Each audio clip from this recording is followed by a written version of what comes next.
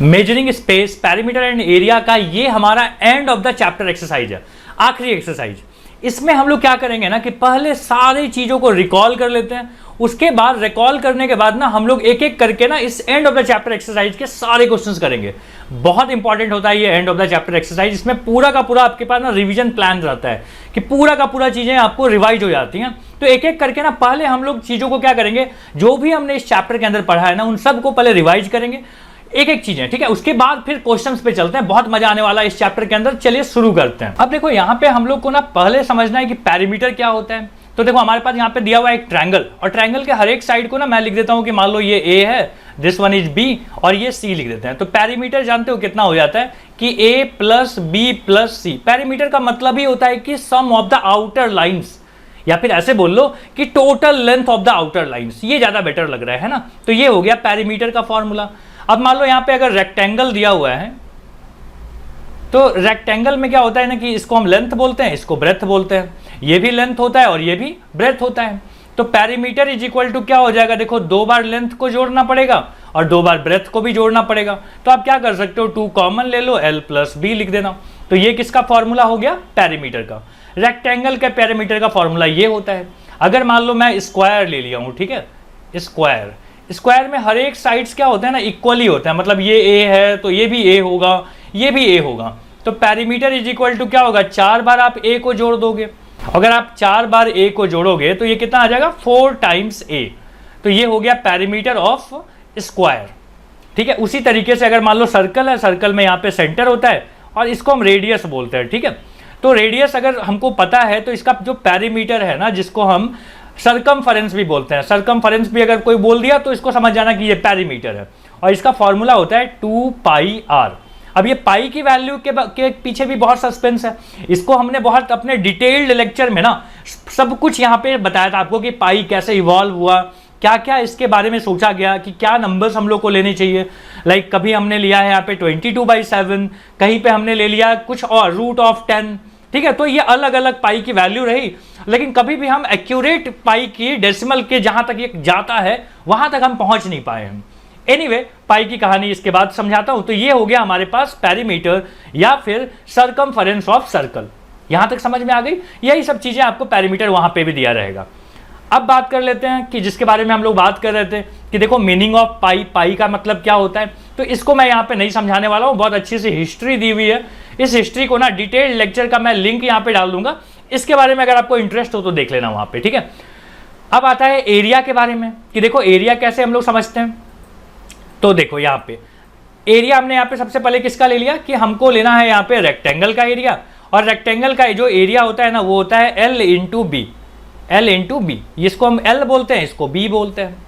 उसी तरीके से अगर हमारे को स्क्वायर है तो स्क्वायर का एरिया होता है साइड इंटू साइड। मतलब अगर ये A है, ये भी A, ये भी A और ये भी A है ना, तो आप क्या बोलोगे, एरिया इज इक्वल टू होगा A स्क्वायर, ठीक है। पुरानी चीजें जानते होगे तुम। ये हमारे पास रोम्बस है या फिर पैरेललोग्राम ले लो। पहले मैं इसको पैरेललोग्राम ले लेता हूं, ठीक है।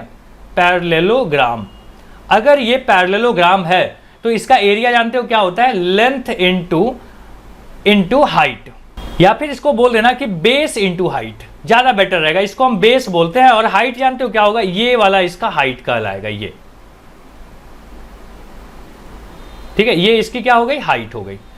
तो बेस इंटू हाइट। अगर मान लो ये रोम्बस होता, ठीक है, तो रोम्बस में क्या होता है कि देखो ये है ना इस तरीके से बना हुआ रहेगा। तो रोम्बस के ना डायगोनल्स दिए हुए रहेंगे। डायगोनल क्या होता है, D1 एंड D2। तो इसका एरिया जानते हो क्या होता है, half into D1 into D2। D1 और D2 क्या है, diagonals of the rhombus. Clear यहां तक बात। उसी तरीके से अगर मैं और आपको आगे बताऊं, देखो एरिया ऑफ ट्रायंगल कैसे निकालते हैं, एरिया ऑफ सर्कल पहले देख लो। एरिया ऑफ सर्कल कैसे निकालते हैं, ये रेडियस है, ठीक है। तो हम क्या बोलेंगे कि एरिया इज इक्वल टू होता है पाई आर स्क्वायर, ठीक है। ये हो गया सर्कल का एरिया निकालने का तरीका। ट्रायंगल का एरिया निकालने के बहुत तरीके हैं। एक तो हो गया जिसमें कि अगर मुझे बेस पता हो और अगर मुझे हाइट पता हो, ठीक है, तो हम क्या बोलते हैं, एरिया इज इक्वल टू होता है half into base into height, ठीक है। तो ये हो गया एरिया निकालने का तरीका। फिर आता है हेरॉन्स, वो भी समझाता हूं। देखो हेरॉन्स फॉर्मूला में क्या होता था ना कि इसको हम बोलते हैं दिस इज ए साइड, ये बी हो गया और ये सी। मतलब एक ट्रायंगल के तीनों साइड्स का लेंथ अपने को पता है। तो यहाँ पे हेरोन्स फॉर्मूला से क्या कर सकते हो ना, तुम एरिया निकाल सकते हो, लेकिन एरिया निकालने के पहले तुमको सेमी पैरीमीटर निकालना पड़ेगा। तो पैरीमीटर होता क्या था, देखो a plus B plus C, semi बोला है ना तो डिवाइडेड बाई 2 कर लेना, तो इससे आपको s मिल जाएगा। और एरिया जब निकालना होगा तो आप क्या बोलोगे, स्क्वायर रूट ऑफ s, फिर आप लिखोगे s माइनस ए, s माइनस बी और s minus C. A B C क्या है आपको पता है ना, ट्रायंगल्स के साइड्स हैं, ठीक है। तो एग्जाम्पल लेके भी अगर आप चाहो तो देख सकते हो। जैसे मान लो मैंने एक ट्रायंगल ले लिया 3 4 5 साइड वाला, ठीक है, 3 4 एंड 5। तो इसका पहले आप क्या करोगे, सेमी पैरीमीटर निकालोगे। कितना होता है देखो, 4 और 3 7, ऐसे लिखते हैं ना, 3 प्लस 4 प्लस 5, तो ये कितना हो गया 7 और 5 12 है ना। 12 को फिर आधा भी करना होता है, तो ये कितना हो गया 6। अब मैंने क्या बोला था कि एरिया का फॉर्मूला क्या होता है कि s इंटू एस माइनस ए, फिर s माइनस बी और s माइनस सी, यही लिखा था ना हमने। थोड़ा ऊपर कर लेते हैं, तो यहां पे क्या लिखोगे कि area is equal to s की वैल्यू कितनी है, s की वैल्यू है 6, फिर लिखोगे 6 माइनस ए हमने 3 को मान लिया, s माइनस बी मतलब ये है b, ठीक है। तो हम क्या बोलेंगे कि s मतलब 6 था ना, तो चलो 6 की वैल्यू पुट कर देते हैं, 6 माइनस 4, अगला क्या हो जाएगा 6 माइनस 5। तो फिर यहाँ पे क्या आ जाएगा देखो, 6 तो ऐसे ही रहेगा, ये आ गया 3 और यहाँ पे आ गया 2 और यहाँ पे आ गया 1। अब मल्टीप्लाई करके देख लो, 6 2 जा 12, 12 3 जा 36, 36 का रूट कितना आता है 6 आता है। तो ये आ गया आपका क्या, एरिया। तो इस तरीके से ना हेरोन्स फॉर्मूला को यूज करके आप एरिया भी कैलकुलेट कर सकते हो। अगर आपको लग रहा है कि मैं बहुत जल्दी जल्दी बोल रहा हूँ, बहुत तेजी से बढ़ रहा हूँ, तो ध्यान देना, हम लोग रिवाइज कर रहे हैं, हम लोग लॉन्ग लेक्चर में ये सब कुछ पे बहुत सारे क्वेश्चंस करके बैठे हैं, ठीक है। तो हम लोग को थोड़ा तेज चलना होगा ताकि रिवीजन फटाफट हो जाए। अब देखो अगला जो टॉपिक हमारे पास है ना, ये है कि अगर हमको लेंथ ऑफ आर्क निकालना पड़े तब कैसे हम लोग फाइंड करेंगे, ठीक है। तो लेंथ ऑफ आर्क, पहले तो समझो कि आर्क होता क्या है। तो देखो इसको बोलते हैं आर्क, ये जो कर्व लाइन ऐसे करके बना हुआ है ना, ए से लेके बी तक, इसको बोलते हैं आर्क, ठीक है। और यहाँ पे ना हमेशा हमको एक चीज दिया रहेगा जिसको बोलते हैं थीटा। तो लेंथ ऑफ आर्क, अब देखो एक चीज और समझ लो पहले कि लेंथ ऑफ आर्क में ना एक तो होगा छोटा वाला लेंथ और एक बड़ा वाला लेंथ। तो जो छोटा वाला आर्क का लेंथ है ना, इसको हम बोलते हैं लेंथ ऑफ माइनर आर्क, ठीक है। तो लेंथ ऑफ आर्क में यहाँ पे कौन सा आ गया, पहले मैं लिख रहा हूं माइनर के लिए। तो माइनर के लिए क्या बोलोगे, तो हम बोलेंगे कि theta upon 360 into 2 pi R. ये क्या आ गया, लेंथ ऑफ माइनर आर्क। अगर लेंथ ऑफ मेजर आर्क बोला होता तो लेंथ ऑफ आर्क यहां पे लिख देता हूं मेजर। तो मेजर आर्क अगर बोलेगा ना तो क्या करना, 360 में से पहले ये थीटा माइनस कर लेना। देख रहे हो ये वाला जो एंगल है, ये एंगल कितना हो जाएगा 360 माइनस थीटा, क्योंकि पूरा एंगल तो 360 होता है, divided by 360 into 2 pi R. क्या ये बात समझ में आ गई, लेंथ ऑफ मेजर माइनर, ठीक है। तो ये कहानी है। अब अगर मान लो तुमसे बोले कि भाई लेंथ ऑफ सेक्टर बताओ, लेंथ ऑफ सेक्टर नहीं है, ये है। अगर अब आपसे बोलता है कि एरिया ऑफ सेक्टर बताओ, तो पहले समझ लो कि सेक्टर होता क्या है। तो हम क्या बोलते हैं कि एरिया इनक्लोज बाई 2 रेडियस, दिख रहा है 2 रेडियस एंड 1 आर्क को हम क्या बोलते हैं, एरिया ऑफ सेक्टर बोलते हैं। तो उसी तरीके से यहां पे भी एक आएगा कि माइनर सेक्टर, ये हो गया माइनर, और ये क्या हो गया, ये हो गया मेजर। तो माइनर सेक्टर का अगर तुमको एरिया चाहिए ना, तो हम क्या बोलेंगे, एरिया ऑफ सेक्टर। कौन सा सेक्टर है ये, माइनर। तो माइनर के लिए हम क्या बोलेंगे, अगेन ना यहाँ पे थीटा दिया रहेगा, ठीक है। तो हम क्या बोलेंगे कि this is equal to theta upon 360, जैसे लास्ट टाइम लिखा था। और यहाँ पे एरिया बोला है तो एरिया लिख देना आप सर्कल का, पाई आर स्क्वायर। उसी तरीके से अगर हमको एरिया ऑफ सेक्टर मेजर बताए, ठीक है, माइनर तो हम लोग बात कर लिए, तो ये कितना हो जाएगा, तो हम यहाँ पे भी लिखेंगे 360 minus theta upon 360 into pi are square. तो सब ठीक है, समझ में आ गई कि एरिया ऑफ सेक्टर 2 तरीके से निकाल सकते हैं, एक तो माइनर के लिए हो गया, एक मेजर के लिए हो गया। एक और चीज होती है जिसको हम बोलते हैं एरिया ऑफ सेगमेंट। सेगमेंट पहले क्या होता है ना, देखो ये वाला एरिया को हम क्या बोलते हैं, सेगमेंट। मतलब क्या हो गया कि area enclose by a chord, इसको क्या बोलते हैं, chord. Area enclose by chord and arc is called segment. तो इसको हम एरिया कैसे निकालेंगे, देखो, तो हम बोलेंगे area of segment is equal to, क्या बोलोगे, तो हम बोलेंगे एरिया ऑफ सेक्टर, एओएस मतलब area of sector, minus area of triangle. Triangle का एरिया को माइनस कर लेंगे सेक्टर में से तो क्या मिल जाएगा, देखो यही एरिया मिलेगा ना। मीडियन ऑफ ए ट्रायंगल के बारे में भी ना हम लोग को बातें करनी है कि मीडियन ऑफ ए ट्रायंगल, पहले मीडियन होता क्या है। तो देखो ये है जो है ना यहाँ पे ए बी सी और डी, ये जो ए सी है ना ये मीडियन है। मीडियन क्या करता है, अपोजिट साइड को ना इक्वल इक्वल मतलब मिड पॉइंट से ज्वाइन करने वाला जो लाइन है ना उसी को हम क्या बोलते हैं, मीडियन बोलते हैं। ठीक है, तो अपोजिट वर्टेक्स और मिड पॉइंट दोनों को ज्वाइन करने वाला जो लाइन है उसको क्या बोलते हैं, मीडियन। और आपको पता है मीडियन जो है ना एक पूरे ट्रायंगल को दो इक्वल एरियाज में डिवाइड कर देता है। ठीक है, तो इस बात को समझ लेना कि क्या बोलेंगे कि median divides a triangle into two equal areas.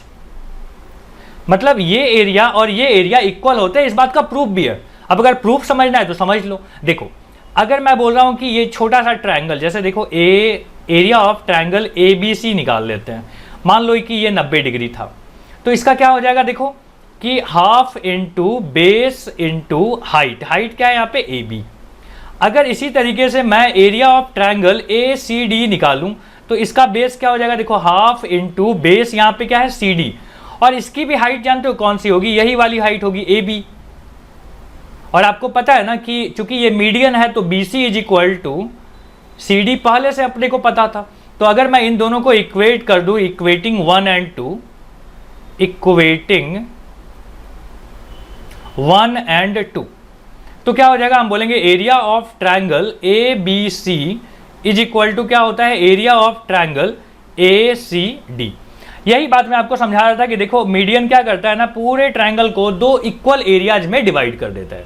Clear हो गया ये बात, तो मीडियन की ये प्रॉपर्टी हो गई। अब मैं आपको लेके चलता हूं हेरॉन्स फॉर्मूला पे, Brahmagupta formula for area of cyclic quadrilateral, इसके बारे में बात करने हैं। ये साइक्लिक फोरगॉन लिखा हुआ है ना, इसका मतलब होता है साइक्लिक क्वाड्रिलेटरल। ठीक है, तो इसका एरिया भी निकालने का तरीका ब्रह्मगुप्ता ने बताया, बड़ा कमाल का रूल है यार।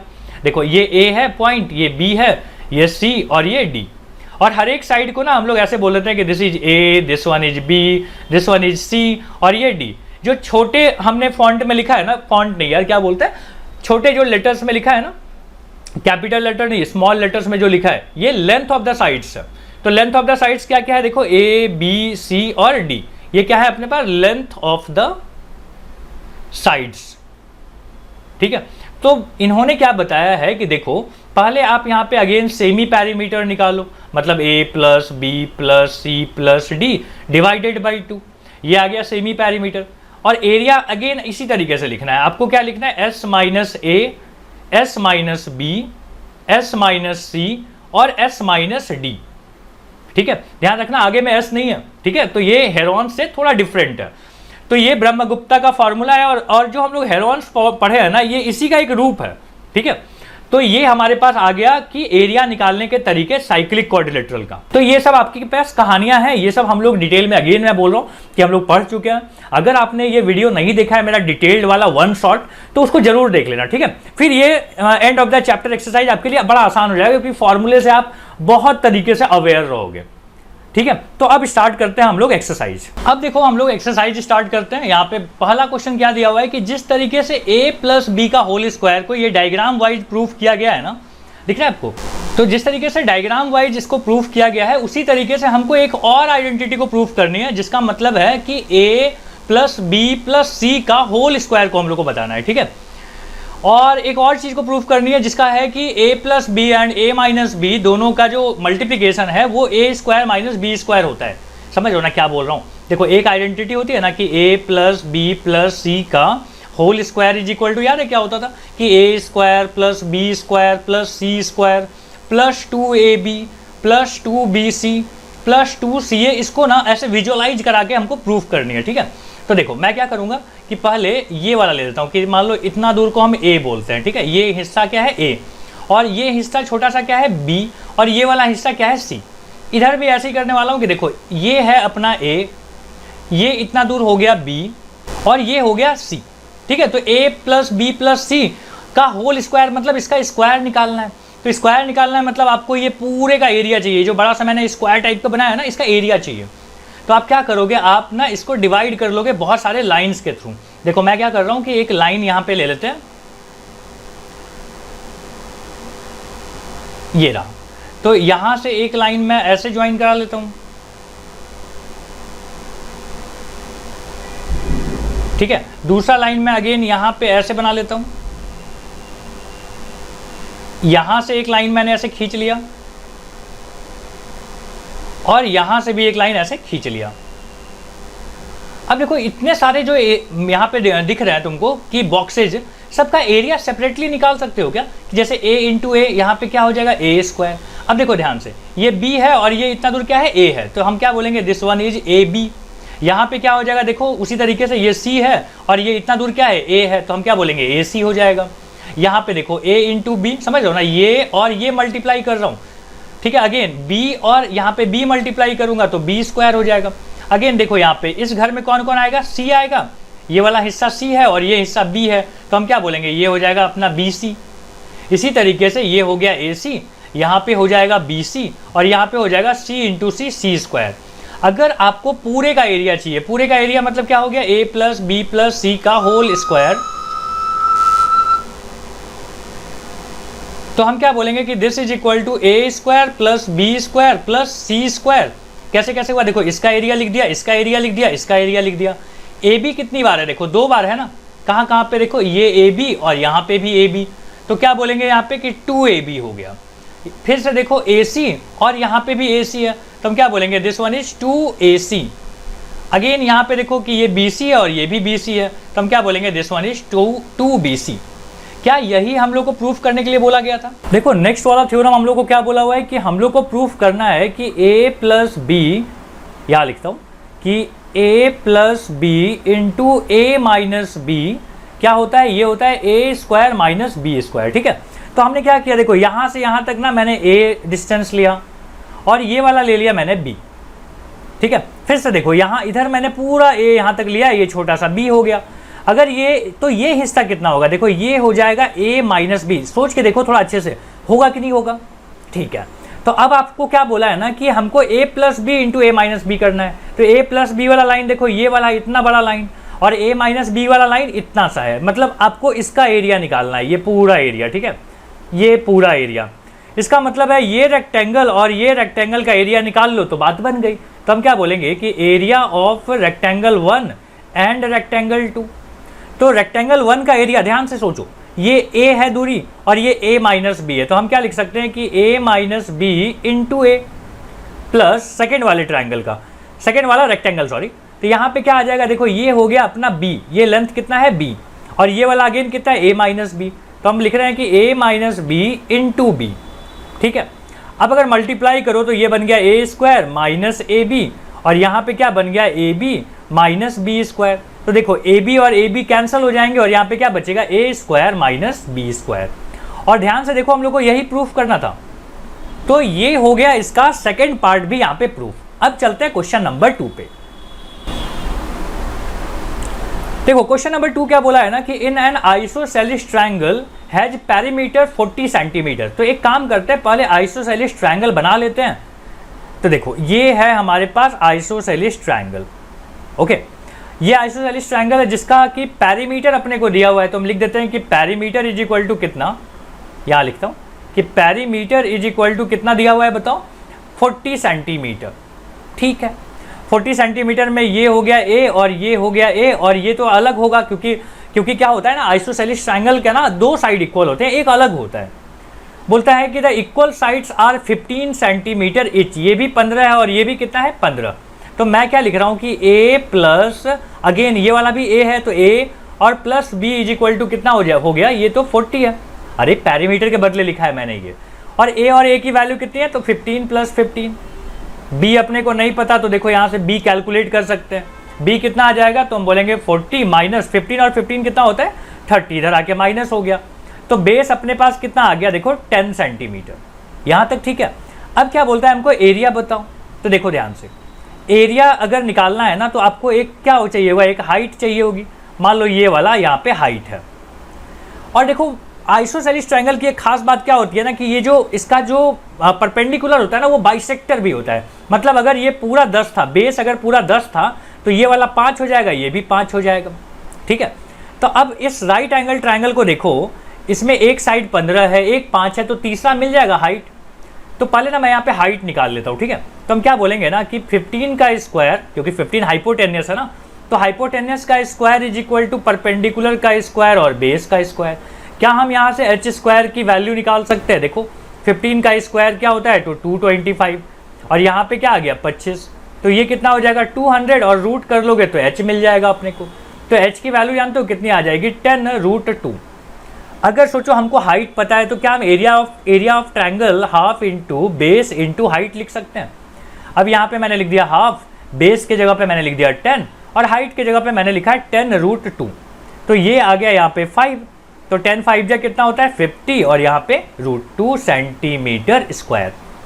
क्वेश्चन नंबर 2 समझ में आ गया आपको। चलो चलते हैं लेके क्वेश्चन नंबर 3 पे। देखो अब हम लोग देख रहे हैं क्वेश्चन नंबर 3। क्वेश्चन नंबर 3 में क्या बोला हुआ है ना कि N isosceles triangle has base 10 centimetre. तो चलो एक काम करते हैं, बेस हम लोग पहले बना लेते हैं यहाँ पे 10 सेंटीमीटर का। और क्या बोला हुआ है कि it's area is 60 centimetre square. Okay, बोलता है कि find the length of the equal sides. Equal sides के हमको लेंथ चाहिए, ये जो है ना इक्वल साइड, इसके लेंथ हम लोग को चाहिए। तो एक काम करना, यहाँ पे ना एक परपेंडिकुलर ऐसे ड्रॉ कर लो, ठीक है। ये रहा अपना परपेंडिकुलर, और मान लो इसका परपेंडिकुलर का हाइट अपने को नहीं पता तो इसको एच बोल देते हैं। अब आपको पता है ना कि एरिया इज इक्वल टू होता है half into base into height, और एरिया है कितना दिया हुआ है, देखो 60 दिया हुआ है, और यहाँ पे क्या लिखा हुआ है 1/2, बेस जो है ना वो 10 है, और हाइट अपने को नहीं पता तो यहाँ से तो मिल जाएगा हाइट, देखो 5 है, और h इज इक्वल टू कितना हो जाएगा 60/5, कितना आ गया देखो ये 12। अब सोचो ये अगर 12 है, आइसोसेलेस ट्रायंगल का जो परपेंडिकुलर होता है ना, ये इसका बाइसेक्टर भी होता है, ठीक है। मतलब ये हो गया है 5, ये भी हो गया है 5। अब सोचो कि इस राइट एंगल ट्रायंगल में, ये वाला राइट एंगल ट्रायंगल में तुम्हारे पास एक हाइट, मतलब हाइट दी हुई है 12, बेस दिया हुआ है 5, तो क्या इसका हाइपोटेनस निकाला जा सकता है? और हाइपोटेनस को मैंने a लिखा हुआ है, तो हम बोलेंगे a square is equal to क्या हो जाएगा 12 का स्क्वायर प्लस 5 का स्क्वायर। अब देखो 12 का स्क्वायर कितना होता है 144, 5 का स्क्वायर कितना होता है 25, तो यहाँ से ना अपने को a स्क्वायर मिल जाएगा। कितना आ गया a स्क्वायर आ गया 169। सो a की वैल्यू क्या आ जाएगी, a की वैल्यू आ जाएगी 13, ठीक है। तो 13 क्या आया, 13 जो है ना वो इस आइसोसेलेस ट्रायंगल का दो इक्वल साइड्स हैं, तो हम क्या बोलेंगे कि equal sides are 13 centimetre each, ठीक है। तो क्या लिखा हुआ है कि equal sides are 13 centimetre each. अब चलते हैं आगे क्वेश्चन नंबर 4 पे। तो चलो 4 यहाँ पे सॉल्व करते हैं। देखो क्वेश्चन नंबर 4 क्या बोला हुआ है, यहाँ दिख रहा है कि बोला हुआ है कि the area of right angle triangle is 54 centimetre, ठीक है, 54 स्क्वायर सेंटीमीटर। और क्या बोलता है कि one of its leg has length 12 centimetre, find its perimeter. तो हम लोग को क्या बनाना पड़ेगा, हमको एक राइट एंगल ट्रायंगल बनाना होगा, ठीक है। तो एक काम करते हैं, यहाँ पे राइट एंगल ट्रायंगल बना लेते हैं। ये रहा अपना राइट एंगल ट्रायंगल, देखो ये एक हो गया, यहां से ऐसे बना लो,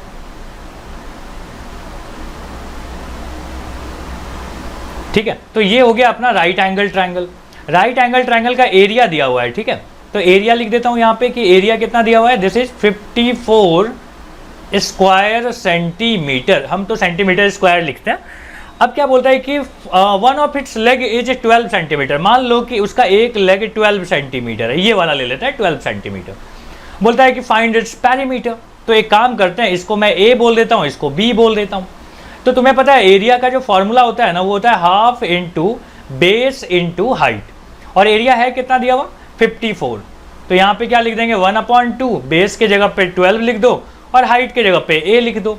तो ये कितना आ जाएगा, ये आ जाएगा कट के 6, और यहाँ पे ना 54 डिवाइडेड बाई 6 करोगे ना तो देखो कितना आता है 9 6 जा 54, है ना, मतलब ये आ गया 9। अब a की वैल्यू 9 आ गई, हमको तो b भी चाहिए तब ना पेरीमीटर मिलेगा। तो हम लोग को b कैसे मिलेगा, देखो ध्यान से, b ना हाइपोटेनियस है। तो क्या तुम ऐसे लिख सकते हो पाइथागोरस वाला जो थ्योरम था कि b square is equal to a square, और बेस के जगह पे क्या लिखूंगा 12 का स्क्वायर। तो अब यहाँ पे देखो b की वैल्यू कितनी हो जाएगी, अगर मैं यहाँ पे लिख रहा हूँ कि b square is equal to a की जगह पे 9 लिख देंगे तो 9 का स्क्वायर हो गया, और यहाँ पे 12 का स्क्वायर। तो 9 9 जा कितना होता है देखो 81, और ये होता है 144। सो ये आ जाएगा 225, और b की वैल्यू जानते हो कितना आ जाएगा √225। समझ लो ना, यहाँ पे स्क्वायर था, स्क्वायर हटता है तो रूट में आ जाता है, स्क्वायर रूट में, इसको हम बोलते हैं 15। ठीक है, 225 का रूट कितना होता है 15। अब ना अपने को ट्रायंगल के तीनों साइड्स पता है, तो हम क्या बोलेंगे, पेरीमीटर इज इक्वल टू क्या हो जाएगा, a प्लस बी प्लस 12। तो a कितना आ गया, देखो 9 आ गया, b कितना आ गया 15, और ये कितना है 12। तो कितना आ जाएगा, देखो ये हो गया 24, और 24 और 2 26, और ये हो जाएगा 36 सेंटीमीटर। क्या यहाँ तक बात समझ में आ गई? ये था अपना क्वेश्चन नंबर 4। अब देखते हैं क्वेश्चन नंबर 5। अब देखो क्वेश्चन नंबर 5 में क्या बोला हुआ है ना कि the sides of a triangle are in ratio 2:3:4। तो हम क्या बोलेंगे ना, इसके साइड्स की जगह पे लिख देना कि एक हो जाएगा 2x, एक हो जाएगा 3x, और एक हो जाएगा 4x। ठीक है, और क्या बोलता है कि इट्स पेरीमीटर इज 45 सेंटीमीटर। तो चलो हम लोग सॉल्व करते हैं। देखो पेरीमीटर इज इक्वल टू क्या होता है, सारे साइड्स का सम, मतलब 2x, यहाँ पे हो गया 3x, और यहाँ पे हो गया 4x। और पेरीमीटर है कितना दिया हुआ, देखो दिस वन इज 45। तो ये आ गया अपना 9x is equal to 45। So now x is equal to 45 upon 9। सो 9 5 जा 45 हो जाएगा। तो x की वैल्यू क्या आ गई, 5 आ गई। अगर x अपने को मिल गया तो हर एक साइड्स भी मिल जाएंगे। ठीक है, तो हर एक साइड कितना हो जाएगा, देखो एक ट्रायंगल का ना नाम लिख देते हैं कि a b और c था। तो a b देखो कितना है, a b है अपने पास 2x। 2x मतलब कितना हो गया, 2 × 5, x की वैल्यू 5 है ना, तो यहाँ पे कितना आ गया 10। अब देखो AC कितना आ गया, देखो AC यहाँ पे दिया हुआ है 3x, मतलब 3 × 5 हो जाएगा, ये कितना आ गया 15। उसी तरीके से BC कितना आ जाएगा, ये आ गया 4x, तो यहाँ पे बोलेंगे 4 × 5, ये कितना आ गया देखो 20। ये सब सेंटीमीटर में होंगे, ठीक है, क्योंकि पेरीमीटर दिया हुआ था सेंटीमीटर में। तो चलो ठीक है, अब हम लोग को ना एरिया निकालना है। अब एरिया के लिए ना मैं तुमको याद दिलाता हूँ कि हेरोन्स फॉर्मूला तुमने पढ़ा था। हेरोन्स फॉर्मूला याद है क्या था, देखो अब पहले तो तुमको S निकालना है। S मतलब होता है सेमी पेरीमीटर, मतलब पेरीमीटर का आधा। पेरीमीटर अपने को दिया हुआ था ना, तो हम क्या बोलेंगे 45/2, ये हो गया सेमी पेरीमीटर। और एरिया का फॉर्मूला जानते हो क्या होता था, एरिया इज इक्वल टू होता था रूट के अंदर S, फिर लिखते थे S माइनस A, फिर लिखते थे S माइनस B, और फिर लिखते थे S माइनस C। तो चलो एक एक करके फटाफट कैलकुलेट करते हैं। S की वैल्यू कितनी आ गई, देखो S की वैल्यू है, इसको अगर डेसिमल में लाओ ना तो ये होता है 22.5। तो मैं यहाँ पे लिख देता हूँ 22.5। अगला क्या है, देखो 22.5 में से कितना माइनस करना है, लिख देते हैं 22.5 में से 10 माइनस करनी है। अगली बार क्या करना है, 22.5 में से 15 माइनस करनी है, और उसके बाद क्या करना है 22.5 में से 20 माइनस करनी है। ठीक है, तो ये सब चीज़ें करनी है, फटाफट यहाँ पे सॉल्व करना पड़ेगा। कैलकुलेशन थोड़ा लेंदी हो सकता है, तो कोई बात नहीं, आराम से करो। ये कितना आ गया देखो 12.5, यहाँ पे कितना आ जाएगा, ये आ गया 7.5, और ये कितना आ जाएगा 2.5। समझ रहे हो ना, माइनस कर रहा हूँ मैं। अब डेसिमल हम लोग को पसंद नहीं, तो डेसिमल हटाने के लिए क्या करते हैं, देखो ये सब करना होता है ना। डेसिमल के बाद जितने डिजिट उतने जीरो नीचे लिखना पड़ता है, याद है ना ये सब बातें, बचपन में पढ़ा है तुमने। ये रहा, कितने बार देखो 10 आया है, मतलब कितने जीरो रहेंगे नीचे में, नीचे में है 4 जीरो वाले, मतलब यहाँ पे आ जाएगा बाहर, रूट के बाहर 2 जीरो। ठीक है, और यहाँ पे रूट के अंदर देखो क्या बचा हुआ है, यहाँ पे बचा है 225, यहाँ पे बचा है 125, यहाँ पे बचा है 75, और यहाँ पे बचा है 25। तो इसको सॉल्व करने का तरीका समझो कैसे होगा। देखो यहाँ लिखता हूँ मैं, 225 का रूट जानते हो कितना होता है 15, और 25 का रूट कितना होता है 5। अब देखो अंदर में कौन बचा रह गया 125, और यहाँ पे 75। ठीक है, और नीचे क्या आ रहा है, देखो नीचे तो 100 आ रहा है, 125 और यहाँ पे 75 है ना। तो एक काम करते हैं, 125 के अगर तुम फैक्टर निकालो, जैसे मैं यहाँ पे निकालूंगा कि 5 से करोगे ना तो यहाँ पे 25 आ जाएगा, फिर से 5 से करोगे तो 5 आएगा, और 5 से करोगे तो 1। तो तुम इसको क्या लिख सकते हो ना, 125 को 3 बार 5 लिख सकते हो। 75 के बारे में भी सोच लेते हैं। देखो 75 कैसे लिखोगे, तो तुम बोलोगे कि 5 से करोगे तो कितना आएगा 15, फिर 5 से करोगे तो कितना आ जाएगा 3। ठीक है, 15 5 या 75, फिर 5 से करोगे तो 3 आ गया। मतलब यहाँ पे 2 बार 5 लिख देते हैं और 1 बार 3 लिख देते हैं। ठीक है, और यहाँ पे देखो कट हो सकता है ना, 5 1 जा 5 से 20 आ गया, फिर 5 से 4 जा 5 से यहाँ पे 3। ठीक है, तो यहाँ पे कितना आ रहा है 3/4। चलो अब देखो क्या क्या जोड़ी बन रही है, 5, तो 5 बाहर निकल गया, 3/4 तो पहले से ही था, यहाँ पे एक 5 निकला, एक और 5 देखो निकल गया है। अब अंदर कौन बच गया, 5 और 3, 5 3 जा कितना होता है 15। तो यही अपना आंसर है, ठीक है। ये हो गया 75/4 √15 सेंटीमीटर स्क्वायर। तो ये हो गया भाई साहब इसका एरिया। तो ये कैलकुलेशन से ना डरना नहीं कभी भी, ठीक है। कैलकुलेशंस बड़े रहेंगे बट यार तरीका तो यही है, फॉर्मूलाज यही है। तो ये सब सॉल्व करने में तुमको मजा आना चाहिए, ना कि डर के भाग जाना चाहिए। क्वेश्चन नंबर चलता है 6 पे। अब देखो क्वेश्चन नंबर 6 क्या बोला हुआ है कि the sides of a triangle have length 7 centimetre, 25 centimetre, 24 centimetre. Find the area of triangle in 2 different ways. चलो ठीक है, सोचते हैं यार इसको कैसे कैसे निकाल सकते हैं। देखो अगर मैं एक ट्रायंगल बना लूं, ठीक है, देखो ट्रायंगल बनाने का तरीका लाइन ले लेते हैं, ठीक है। यहां से एक लाइन ले लिया, ऐसे एक लाइन मैंने ऐसे ले लिया और एक लाइन ऐसे ले लिया। अब ध्यान से देखना, मैंने ऐसा ट्रायंगल ही क्यों बनाया, राइट एंगल जैसा क्यों बनाया, क्योंकि सोचो अगर मैं बोल रहा हूं सबसे बड़ा साइड हाइपोटेनियस हो सकता है, तो मैं 25 का स्क्वायर करके देख लेता हूं कितना आता है। देखो 625। और अगर मैं 24 का स्क्वायर प्लस 7 का स्क्वायर करके देखता हूं कितना आता है, तो देखो 24 का स्क्वायर होता है 576 और 7 का स्क्वायर क्या होता है 49। तो इसको भी तुम जोड़ोगे ना तो ये 25 आता है। कहने का मतलब हुआ कि 25 का स्क्वायर इज इक्वल टू 24 का स्क्वायर प्लस 7 का स्क्वायर आ रहा है। तो हम क्या बोल सकते हैं, ये तो पाइथागोरस थ्योरम को प्रूफ कर रहा है ना।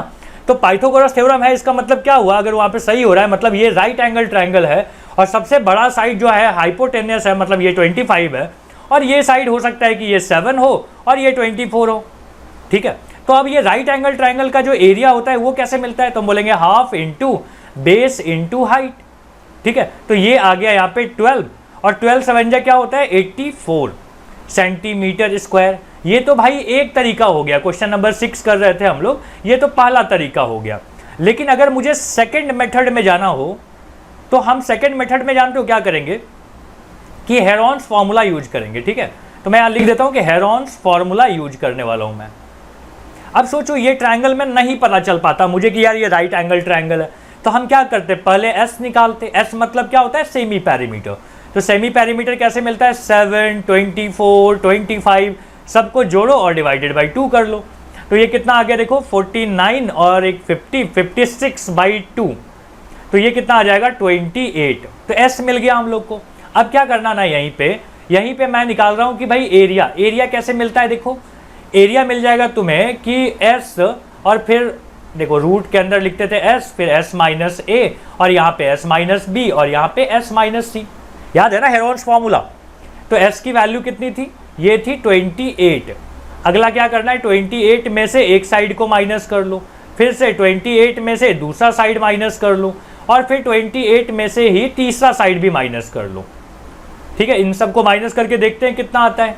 तो रूट के अंदर क्या आएगा ना 28 और यहाँ पे कितना आ जाएगा भाई साहब 21 और यहाँ पे आ जाएगा 3 और यहाँ पे आ जाएगा 4, ठीक है।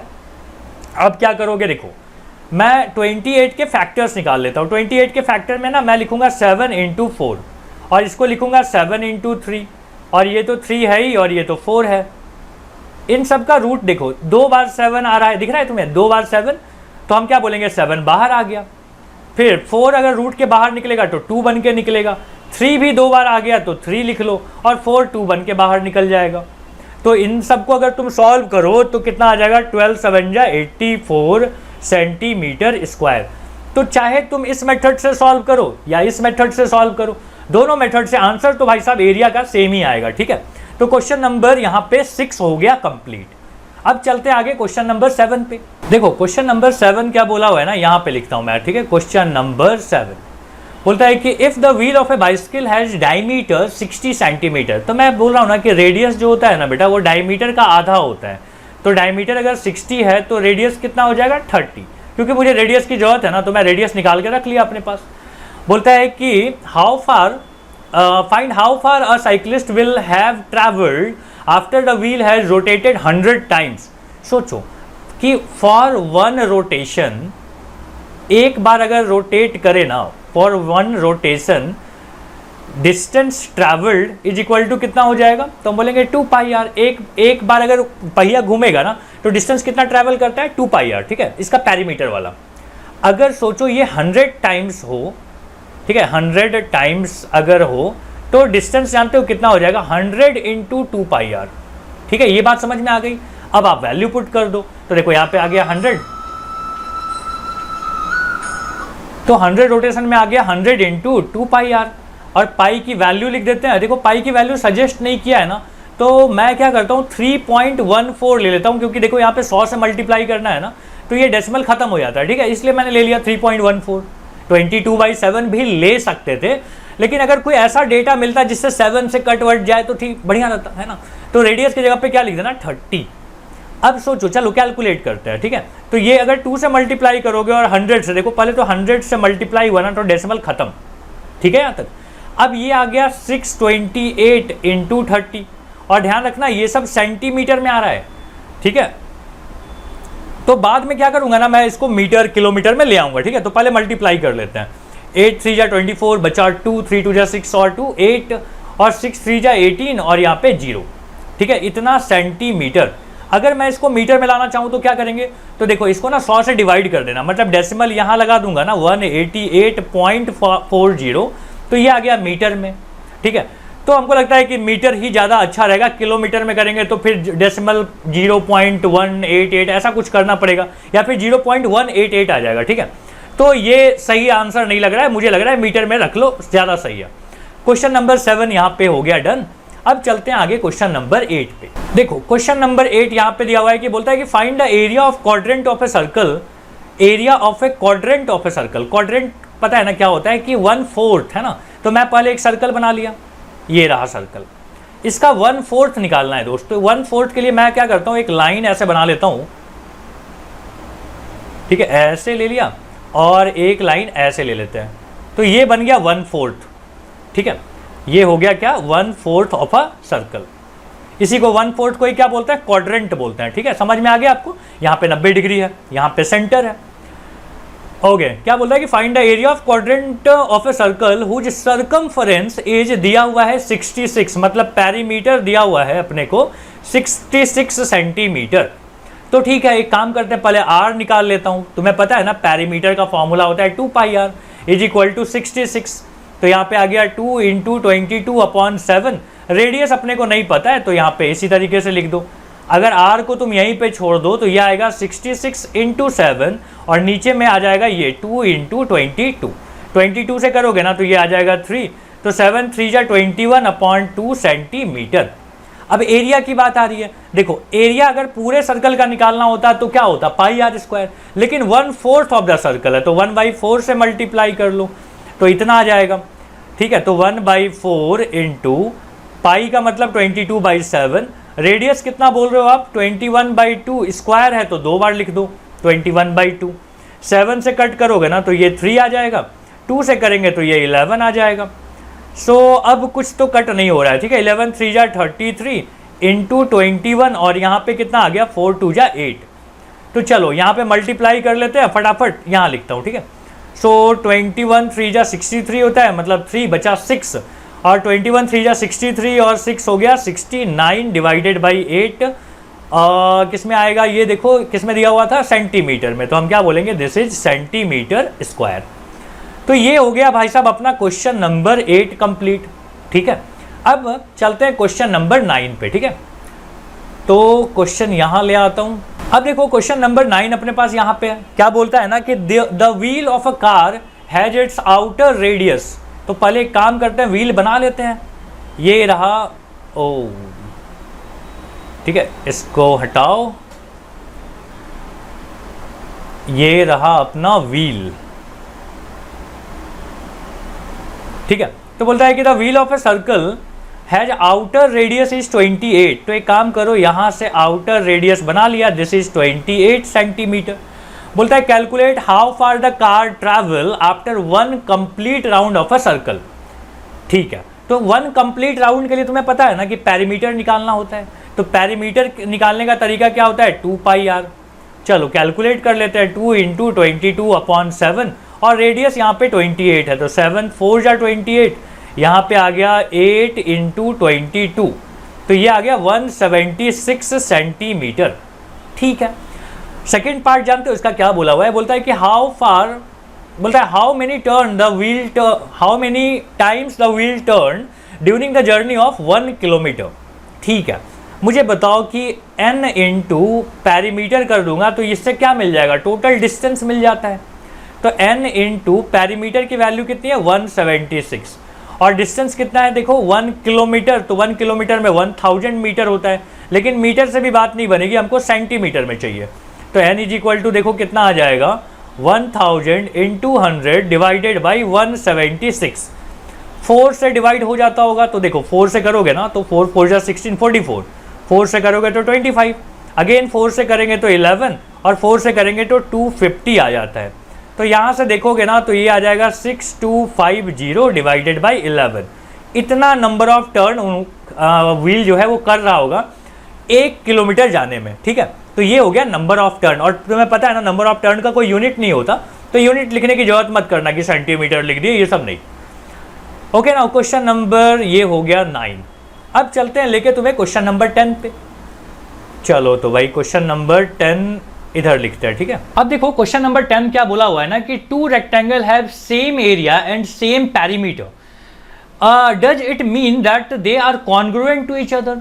क्या अगर 2 रेक्टेंगल का एरिया और पैरीमीटर दोनों इक्वल हो जाए तो क्या जरूरी है क्या कि वो कॉन्ग्रुएंट होंगे? इसी बात पे अपने को ना बतानी है कि क्या ये होंगे क्या नहीं होंगे।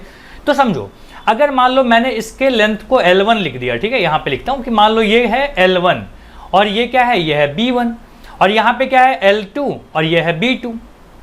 तो इसका एरिया अगर निकाला जाए फर्स्ट वाले का इज इक्वल टू, ये फर्स्ट है, ठीक है, ये फर्स्ट है, ये सेकेंड है, तो एरिया बोला हुआ है कि एरिया दोनों के इक्वल है, मतलब L1 B1 is equal to L2 B2 होगा। समझ लो ना, एरिया निकाला मैंने, फर्स्ट वाले का क्या होता है लेंथ इंटू ब्रेथ, दूसरे का भी लेंथ इंटू ब्रेथ।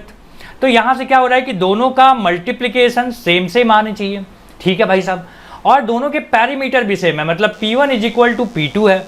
तो पैरीमीटर का फॉर्मूला क्या होता है, twice of L1 plus B1 और यहाँ पे आ जाएगा twice of L2 plus B2। समझ लो ना, पैरीमीटर निकालने का फॉर्मूला होता है, 2 और 2 आपस में कैंसिल हो जाएंगे। तो इसका मतलब क्या आ गया कि L1 plus B1 is equal to L2 plus B2 आ रहा है। अब ये सेकेंड है। अब यहाँ पे ना ध्यान से देखना एक बात को कि 2 नंबर के मल्टीप्लीकेशन आपस में इक्वल हो रहे हैं और दोनों नंबर का सम भी आपस में इक्वल हो रहा है। तो इसका मतलब क्या हुआ ना कि this means L1 is equal to L2 and B1 is equal to B2 होता है। जब भी ऐसा हो जाए तो हम ये बात बोल सकते हैं कि L1 और L2 इक्वल है, B1 और B2 इक्वल है। ठीक है, सो the rectangles are क्या बोलेंगे, congruent। ठीक है, so the rectangles are congruents। तो ये हो गया भाई साहब अपना क्वेश्चन नंबर 10। अब चलते हैं आगे क्वेश्चन नंबर 11 पे। देखो भाई क्वेश्चन नंबर 11 क्या बोला हुआ है ना कि you know that the area of parallelogram is base into height. ठीक है, पता है अपने को कि एरिया ऑफ पैरेललोग्राम क्या होता है, बेस इनटू हाइट। बोलता है using this and a figure so that the area of trapezium is half the sum of the parallel side into height। चलो ठीक है, सॉल्व करते हैं। देखो ये पूरा लेंथ जो है ना वो b दिया हुआ है, तो मैं इसको x बोल रहा हूँ ये हिस्सा को, और ये हिस्से को y बोल रहा हूँ। और मैं क्या बोल रहा हूँ ना कि area of trapezium is equal to, बोल सकता हूँ कि area of parallelogram plus area of triangle. ध्यान से देखो, अगर मैं इसका एरिया और इसका एरिया निकाल दूं तो सबको जोड़ दूं तो क्या ये ट्रैपीजियम का एरिया नहीं मिल जाएगा। ठीक है, तो इसी तरीके से एरिया ऑफ पैरेललोग्राम में क्या बोलोगे, बेस इनटू हाइट। बेस कितना है देखो, इसका x है, और हाइट कितनी है, हाइट h है। और ट्रायंगल का क्या है, ट्रायंगल का होता है half into base into height. Base कितना है y और हाइट h। अगर मैं यहाँ से h कॉमन ले लूँ, ठीक है, h अगर मैं यहाँ से कॉमन ले लूँ तो हम यहाँ से क्या कर सकते हैं, यहाँ से h कॉमन ले लेते हैं। तो देखो क्या बचेगा, x प्लस वाई अपॉन 2 बचेगा। ठीक है, अब सोचते हैं यहाँ पे कैसे किया जाए। देखो अगर मैं यहाँ पे 2 और 2 से मल्टीप्लाई कर दूँ, ध्यान से देखना, तो यहाँ पे देखो कि क्या मैं नीचे का जो 2 है इसको कॉमन ले सकते हैं, तो h/2 हो जाएगा और यहाँ पे क्या बचेगा, 2x प्लस वाई बचेगा। ध्यान से देख लिया तुमने। चलो ठीक है, 2x मतलब कितना हो गया, देखो 2x को मैं बोल रहा हूँ, देखो इसका मतलब क्या हो गया ना, x प्लस वाई बोल सकते हैं ऐसा, और ये h/2 है। ध्यान से देखो, अगर ये पैरेललोग्राम है और ये x है और ये a है तो दोनों तुम्हें नहीं लगता इक्वल ही होते हैं। मतलब x के जगह पे मैं a लिख सकता हूँ और x प्लस वाई की जगह पे देखो पूरा b लिख सकता हूँ। क्या ये बात आपको समझ में आ गया? और यहाँ पे 1/2 लिख दिया, यहाँ पे h लिख दिया। ठीक है, यही हम लोग को प्रूफ करने के लिए बोला था, बड़ा आसान था, कोई दिक्कत नहीं है, बस आपको ढंग से सोचना था कि ऐसे करके कर सकते हैं। तो क्वेश्चन नंबर 11 हो गया यहाँ पे कंप्लीट। चलते हैं क्वेश्चन नंबर 12 पे।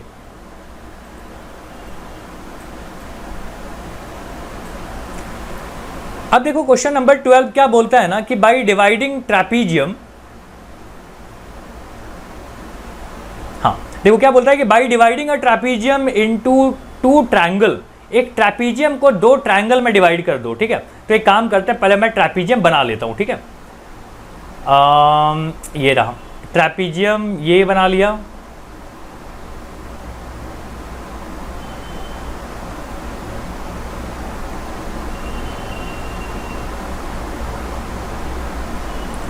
ठीक है, ये ट्रैपीजियम मैंने बना लिया। बोलता है कि divide a trapezium into 2 triangle so that its area is half the sum of the parallel sides multiplied by the height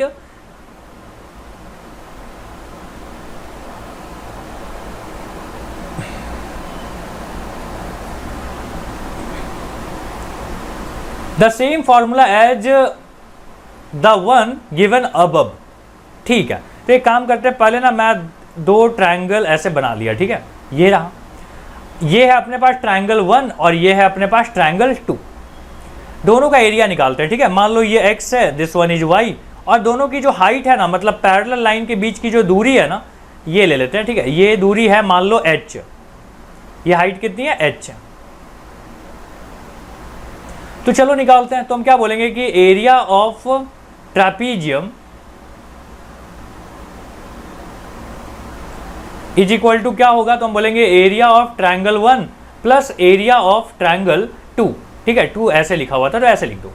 area of triangle का फॉर्मूला क्या होगा, देखो half into base into height, ये h है ना, और ये base है, तो समझ रहे हो ना, इसका भी जो हाइट होगा बेटा यही होगा ना, ये वाला, और ये h, ये भी h होगा, ये भी h होगा, क्योंकि पैरेलल लाइन के बीच में हर जगह डिस्टेंस सेम होता है, तो ये भी h, ये भी h है ना, तो यहाँ पे ये आ गया। और दूसरी बार में क्या बोलेंगे, हाफ इंटू बेस, इस बार y है, दिख रहा है, ये ट्रायंगल ले रहा है ना, तो ये हो गया बेस y, और यहाँ पे क्या आ गया h। तो मैं यहाँ पे 1/2 h कॉमन ले लूँ तो क्या आ जाएगा, x प्लस वाई। तो ये नहीं बोल सकते अपन, देखो half into h into sum of parallel sides. ठीक है, तो ये भी एक फॉर्मूला है, मतलब एरिया ऑफ ट्रैपीजियम का ही फॉर्मूला हमने 2 तरीके से निकाल लिया। ठीक है, तो यही हम लोग को बोला हुआ था करने के लिए। This one is question number 12। अब चलते हैं आगे क्वेश्चन नंबर 13 पे।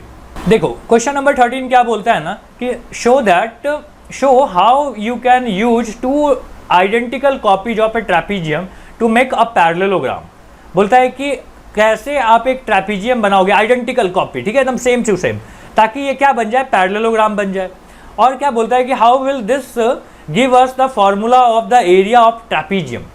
चलो ठीक है, एक काम करते हैं हम लोग ना, यहाँ पे दो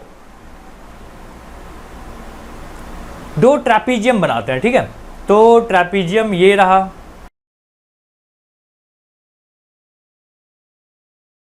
देखो हमने ना 2 ट्रैपीजियम लिया है, बिल्कुल आइडेंटिकल है, समझ रहे, उल्टा करके इसको चिपका दिया।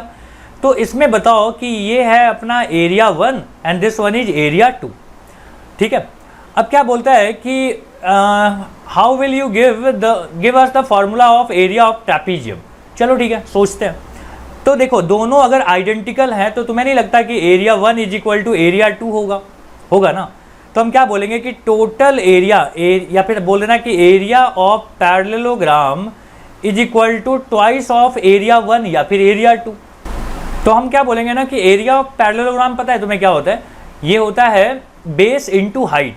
बेस कितना है, देखो x प्लस वाई, ये इसका पूरे का बेस है, समझ में आ रहा है, ये वाला पूरा बेस है ये, तो x प्लस वाई, और हाइट क्या है, ये h है। ठीक है, ऐसे लिख सकते हो, n इज इक्वल टू क्या हो गया, ट्वाइस ऑफ एरिया 1। तो एरिया 1 कितना आ जाएगा, हाफ इंटू h आगे लिख देते हैं, और यहाँ पे x प्लस वाई। अब तुम ध्यान से देखो, यही तो था अपना ट्रैपीजियम का फॉर्मूला कि half into sum of the parallel sides into height. तो इस तरीके से भी ना आप क्या कर सकते हो, ट्रैपीजियम का एरिया निकाल सकते हो। बड़ा खूबसूरत सवाल था यार ये, इसको समझना बहुत जरूरी है, अच्छे से समझो। कि फिर से समझा दूं, देखो ट्रैपीजियम हमने दो आइडेंटिकल ट्रैपीजियम को उल्टा करके चिपका दिया। अब ये जो मेरे पास पूरा का पूरा पैरेललोग्राम बना है ना, ये पूरा पैरेललोग्राम का जो बेस है वो है x प्लस वाई, समझ लो यहाँ से यहाँ तक का ये क्या है बेस, और मतलब ये हो गया y प्लस एक्स हो गया। तो अब पैरेललोग्राम का एरिया क्या आ जाएगा, तो हम बोलते हैं कि x प्लस वाई मतलब इसका बेस, और हाइट क्या है h है। अब ये वाला 2 इधर भेज दोगे तो देखोगे कि देखो half into h x plus y आ रहा है। अब तुम ध्यान से देखो कि x प्लस वाई ये नहीं लगता कि ये x है और ये y है, तो ये क्या हो गया, ये हो गया sum of the parallel sides, trapezium के लिए बोल रहा हूँ, और इंटू क्या आ गया, हाइट आ गया। तो half into sum of the parallel side into height क्या आता है, एरिया ऑफ ट्रैपीजियम आता है। डन। क्वेश्चन नंबर 13 के साथ अब आगे बढ़ते हैं क्वेश्चन नंबर 14 पे। तो अब हम लोग देख रहे हैं क्वेश्चन नंबर 14 में क्या बोला हुआ है कि show that the area of kite is half the product of its diagonal. और हमको शो कैसे करना है इसको, एक तो हमको अलजेब्रा यूज करके करनी है और दूसरा हमको ज्योमेट्री यूज करके करनी है। ठीक है, तो बढ़िया सवाल है, चलो सॉल्व करते हैं इसको। ठीक है, फर्स्ट मैं यहाँ पे लिख रहा हूँ कि फर्स्ट पार्ट में मतलब अलजेब्रा यूज करके हम बोल रहे हैं कि देखो ये अगर काइट है तो तुम्हें पता है ना कि काइट के, एक मिनट पहले ABCD लिख दे फटाफट। काइट के जो डायगोनल्स होते हैं ना वो एक दूसरे के ऊपर परपेंडिकुलर होते हैं और उसमें से एक डायगोनल जो है ना वो बाइसेक्ट हो जाता है। तो मान लो अगर ये पूरा लेंथ मतलब अगर BD जो है, BD अगर मान लो D1 था डायगोनल 1, तो हम क्या बोलेंगे ना कि BO कितना हो जाएगा, तो BO जो है वो हो जाएगा हाफ ऑफ D1 हो जाएगा। सिमिलरली OD कितना हो जाएगा, तो हम बोलेंगे OD भी हो जाएगा हाफ ऑफ D1। ठीक है, नाउ अब मैं बोल रहा हूं कि अगर मुझे एरिया ऑफ काइट चाहिए तो हम एरिया दो ट्रायंगल का ले सकते हैं। एक ट्रायंगल अपने पास हो गया ABC ट्रायंगल, समझ रहे हो ना कौन सा, ये वाला, ये वाला ट्रायंगल को अपन ABC बोल रहे हैं। तो ट्रायंगल ABC और साथ में कौन सा, तो जिसको मैंने सेट नहीं किया ना उसको ले रहा है कि एरिया ऑफ ट्रायंगल का नाम है ACD। दोनों का एरिया निकालने के लिए देखो तुम्हें एक बेस चाहिए होगा, तो हम AC को बेस मान रहे हैं और AC चूंकि एक डायगोनल है तो हम AC को क्या बोल रहे हैं ना, दिस इज D2 डायगोनल 2। तो हम यहाँ पे लिखेंगे हाफ इंटू D2 और इसका हाइट कितना है देखो, तो ये है इसकी हाइट OB को हम क्या बोले हुए थे कि हाफ ऑफ D1 प्लस, ये तो फर्स्ट वाले ट्रायंगल का हो गया। सेकेंड वाले ट्रायंगल में भी देखो यही चीज लिखने वाले हो कि हाफ इंटू बेस कितना है इसका AC है, AC को तो हमने D2 बोला हुआ था, और हाइट कितनी है तो हम बोलेंगे अगेन हाफ इंटू D1। अब अगर तुम यहाँ पे देखो तो ये आ जाएगा D1 D2 डिवाइडेड बाई 4, और यहाँ पे भी कितना आ जाएगा D1 D2 डिवाइडेड बाई 4। अगर इन दोनों को जोड़ दें तो हम क्या आ जाएगा देखो कि 4 कॉमन ले ले, वो समझ रहे हो ना, यहाँ पे ट्वाइस ऑफ D1 D2 आ जाएगा। तो तुम इसको ऐसे भी लिख सकते हो ना कि हाफ इंटू, समझ रहे हो ना, ये कट गए यहाँ से, तो यहाँ पे आ गया half into D1 into D2। यही तो है फॉर्मूला डायगोनल, यही तो है फॉर्मूला काइट का एरिया निकालने का। तो हम क्या बोलेंगे, एरिया ऑफ काइट। क्या यहाँ तक बात समझ में आ गई? ये कौन सा तरीका था, ये था अलजेब्रा वाला तरीका। अब हम लोग ना सेम चीज को निकाल रहे हैं ज्योमेट्री से। ठीक है, तो ज्योमेट्री के लिए वापस मैं डायग्राम बना लेता हूं। अब देखो यहाँ पे मैंने क्या किया, मैंने इसको एक रेक्टेंगल के अंदर बंद कर दिया है। ठीक है, और इसका नाम क्या है A, अगेन ये B और ये C हो गया और ये D हो गया। इसका ये वाला जो लेंथ है BD को हमने क्या बोला था कि दिस इज D1। ठीक है, तो मैं क्या बोल रहा हूँ कि ये हो गया अपना D1। ठीक है, और इसका नाम रख देते हैं PQRS।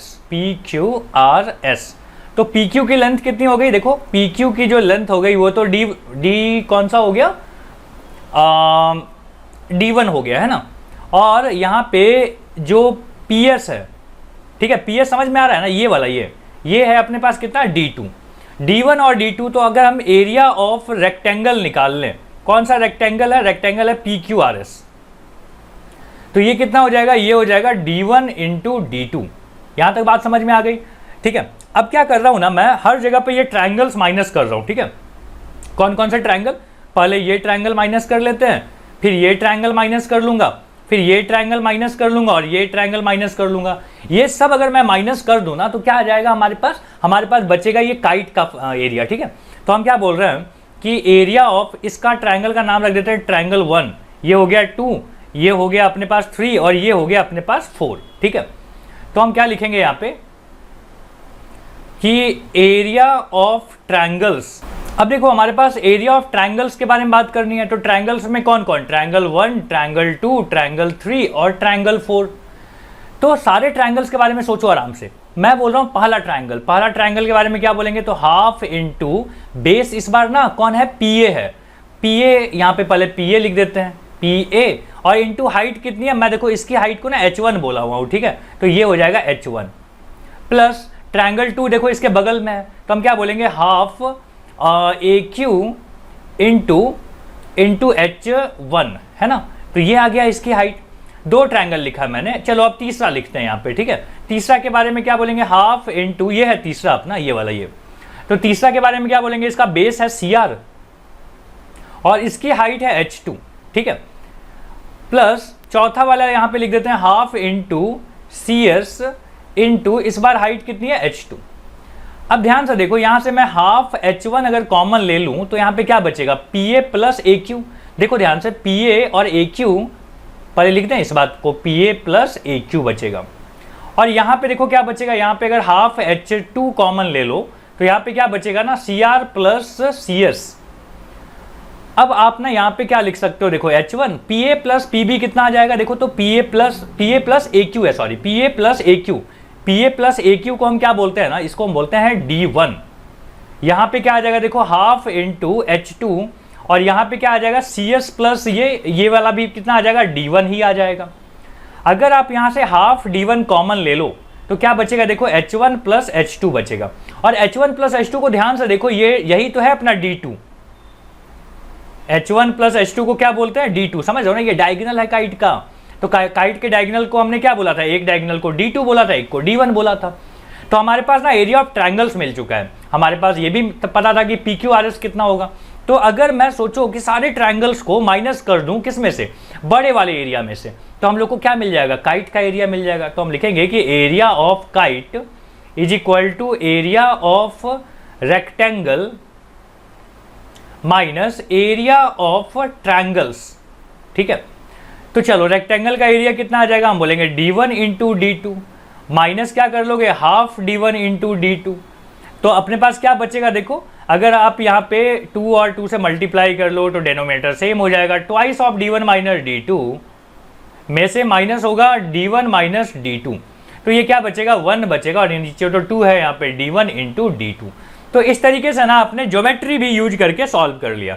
तो दोनों तरीके अच्छे हैं, जैसा मन करे वैसा सॉल्व करो, लेकिन यहाँ पे तो दोनों सॉल्व करना था हम लोग को, ठीक है।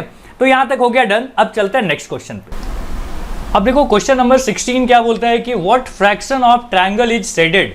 मतलब हम लोग को बताना है यहाँ पे कि ये जो शेडेड पोर्शन है ये पूरे ट्रायंगल का कितना फ्रैक्शन है, ठीक है। तो ये स्टार्ट करनी है। इसका मतलब क्या हुआ ना कि हम लोग को क्या बोला है कि आप ये बताओ कि भाई एरिया ऑफ शेडेड पोर्शन, ठीक है, area of shaded portion divided by area of triangle, ये हम लोग को चाहिए, एरिया ऑफ ट्रायंगल, ठीक है। यहां तक समझ लो। अच्छा इसका नाम रख देते हैं, हम लोग को जरूरत पड़ सकती है, तो हमने बोल दिया ABC ट्रायंगल है, यहाँ पे D है और यहाँ पे E लिख देते हैं और यहाँ पे F लिख देता हूं मैं, ठीक है। अब सोचो कैसे किया जाए यार, कैसे किया जाए। तो हम लोग क्या बोल रहे हैं ना कि यहाँ पे एक छोटा सा कंस्ट्रक्शन करना होगा। यार ये कंस्ट्रक्शन जरूरी है, नहीं तो मैं नहीं बोलता करने के लिए, ठीक है। कंस्ट्रक्शन, और कंस्ट्रक्शन में प्रॉब्लम जानते हो ना क्या है कि याद रखना पड़ जाता है कि भाई ये ऐसा कंस्ट्रक्शन हमने किया था। एनीवे कंस्ट्रक्शन जरूरी है इसलिए करना पड़ेगा। तो मैं यहाँ पे एक कंस्ट्रक्शन कर रहा हूँ, ये वाला, ठीक है, दिख रहा है तुम्हें। रुको चेंज कर लेते हैं कलर, है ना। तो यहाँ पे कंस्ट्रक्शन मैं कर रहा हूँ कि देखो ये लाइन, अब दिख रहा है, विजिबल है। A B क्या लिखा था मैंने, A ये था, B ये था अपना B और ये था C। तो हम लोग को ना नीचे में क्या चाहिए, एरिया ऑफ ट्रायंगल ABC चाहिए। अब भाई ये कहानी समझने के पहले हमको ये समझना पड़ेगा कि एरिया ऑफ शेडेड पोर्शन है कितना। तो देखो अब यहाँ पे ना थोड़ा लॉजिक यूज करना। तुम्हें याद है मीडियन वाली बात मैंने पढ़ाया हुआ था कि मीडियन जो है एक ट्रायंगल को 2 इक्वल एरियाज में डिवाइड करता है। तो ध्यान से देखो कि ट्रायंगल हमारे पास अगर ABE ट्रायंगल है, ABE ट्रायंगल, तो हम क्या बोलेंगे कि in triangle ABE DE is median, DE is median. ये क्या है, मीडियन है। अगर अब सोचो DE अगर मीडियन है तो समझ लो, ये वाला अगर मीडियन है तो ये हिस्सा और ये हिस्सा इक्वल आएंगे कि नहीं। मान लो उसको मैं X बोलता हूँ, ठीक है। तो हम क्या बोलेंगे कि एरिया ऑफ ट्रायंगल का नाम है ADE इज इक्वल टू क्या हो जाएगा, एरिया ऑफ ट्रायंगल BDE और इन सबको मैं क्या बोल रहा हूँ, x बोल रहा हूँ। सिमिलरली यहाँ पे देखो इन ट्रायंगल का नाम है BEC, ये वाला ट्रायंगल, ये B दिख रहा है, ये BE और C, ये वाला ट्रायंगल में, ठीक है। ये ट्रायंगल में ध्यान से देखो BCE ट्रायंगल में अपने पास मीडियन कौन है, हम बोलेंगे BF इज मीडियन। BF क्या है हमारे पास, मीडियन है, ठीक है, मीडियन है। तो मीडियन क्या करता है, इक्वल एरियाज में डिवाइड कर देता है ट्रायंगल को। तो ये हिस्सा अगर y है तो ये भी y होगा। तो हम क्या बोलेंगे कि एरिया ऑफ ट्रायंगल BE, ये B लिखा हुआ है, ठीक है, इसका नाम क्या है BE, रुक जाओ फिर से लिखते हैं, BE और F इज इक्वल टू क्या हो जाएगा, एरिया ऑफ ट्रायंगल BFC और इसको मैं क्या बोल रहा हूँ, y। ठीक है, अब सोचो कि एरिया ऑफ शेडेड पोर्शन कितना है। तो यहां पे मैं लिख रहा हूं कि एरिया ऑफ शेडेड पोर्शन बताना, ठीक है, shaded portion, area of shaded portion कितना हो जाएगा। तो आप बोलोगे कि एरिया ऑफ शेडेड पोर्शन है भाई अपना x प्लस वाई। अब मुझे बताओ कि एरिया ऑफ ट्रायंगल ABC कितना हो जाएगा। इस एरिया को, पूरे ट्रायंगल का एरिया को करने के लिए हम बोलेंगे x plus y plus y, लिख देते हैं इस बात को, x प्लस y, ठीक है। तो यहाँ पे कितना आ जाएगा, twice of x plus y। अब अगर हमको रेशियो निकालने के लिए बोला जाए कि area of shaded portion divided by area of triangle ABC कितना हो जाएगा, तो हम बोलेंगे यहाँ पे x प्लस y है और यहाँ पे twice of x plus y है। x प्लस y कट जाएंगे तो यहाँ पे क्या बचेगा, 1/2 और यही इसका क्या है, आंसर है। ये हो गया अपना फर्स्ट पार्ट, ठीक है, ये था अपना फर्स्ट। 16 का फर्स्ट तो हो गया कंप्लीट। चलो अपना सेकंड भी कर लेते हैं सॉल्व। यहां तक समझ में आ गई बात, कैसे कैसे मैंने सॉल्व किया, ठीक है, आराम से सॉल्व करना यार, बढ़िया सवाल है। और क्वेश्चन नंबर जो इसका सेकंड पार्ट है ना, ये तो और बढ़िया सवाल है, लेकिन यार थोड़ा सा ट्रिकी है, समझाता हूं कैसे। अब देखो ये जो सेकंड इसका पार्ट है ना, ये बड़ा कमाल का सवाल है, बढ़िया लगेगा तुम्हें सॉल्व करके, देखो। लेकिन इसमें ना मैंने देखा है कि कई लोग बहुत अलग अलग तरीके से सॉल्व करते हैं। सिमिलरिटी के कॉन्सेप्ट जो कि 10th में पढ़ना है, उसको लेके बेमतलब आ गए हैं। इससे बच्चों को डिफिकल्ट लगेगा, इसको उस तरीके से वो समझते ही नहीं कि सॉल्व करो। इसको थोड़ा सा ना आपको एनालाइज करना है, थोड़ा विजुअलाइज करनी पड़ेगी, तब आपको सॉल्व करना है, ठीक है। अब सोचो थोड़ा, इस ट्रायंगल, ये दिख रहा है ये डायग्राम, इसके ऊपर अगर इस ट्रायंगल को मैं ऐसे उड़ा दूं, समझ रहे हो कैसा हो जाएगा। देखो ये बन जाएगा ऐसा और ये ऐसा। क्या तुम इस बात को समझ पाए? अगर ये बात समझ में आ गया ना दोस्त, तो फिर हो गया काम खत्म। इसको मैं क्या किया, उठा के ऐसे रख दिया हूं। अगर ऐसे रख दिया हूं तो तुम्हें नहीं लगता कि ये एक स्क्वायर बन गया है? देखो उसी तरीके से अगर मैं इसको उठा के यहां रख दूं तो ये भी एक स्क्वायर बन गया, समझ लो, ये एक स्क्वायर बन गया, ये भी एक स्क्वायर बन गया। कैसे उठा के रखाऊंगा, देखो इसको मैं अगर उठा के ऐसे रखूंगा तो ये ऐसा, ठीक है, ऐसा, और ये ऐसा ऐसा बन जाएगा इस तरीके से, ठीक है, ऐसा ऐसा करके बन जाएगा। ये मतलब क्या हुआ, मतलब हुआ कि यार यही तो विजुअलाइज करना है।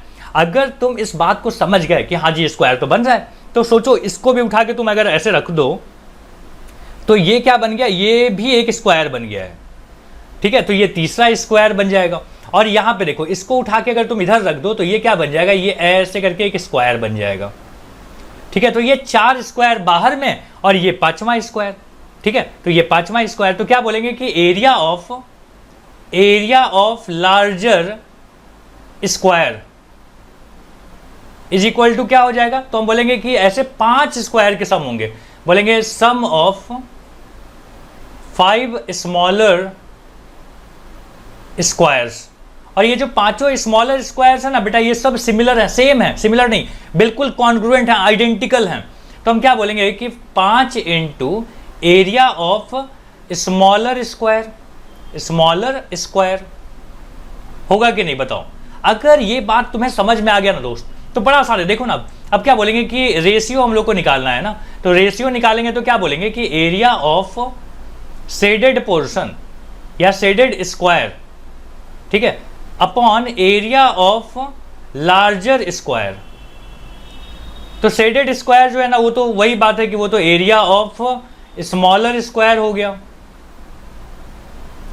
और divided by 5 into area of smaller square.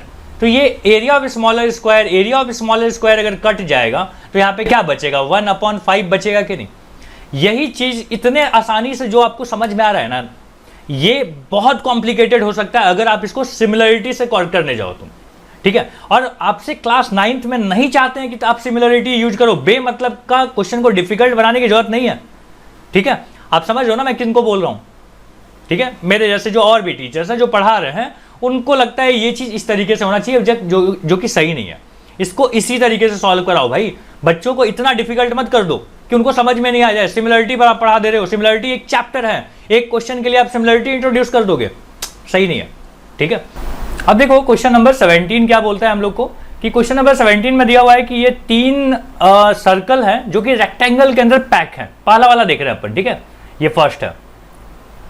तो इसको हम क्या बोलेंगे कि देखो ये पूरा जो इसकी लंबाई है ये कितनी हो जाएगी, देखो कितना बार रेडियस आएगा, ये 1 रेडियस हो गया, ये 2 रेडियस, यहाँ पे 3 रेडियस, ये 4 और ये 5 और ये 6 आर है इसकी लंबाई। कोई दिक्कत तो नहीं है इस बात को समझने में। और इसकी चौड़ाई जानते हो कितना हो जाएगा, देखो ये आर है और ये भी आर है, तो हम क्या बोलेंगे 2r हो जाएगा।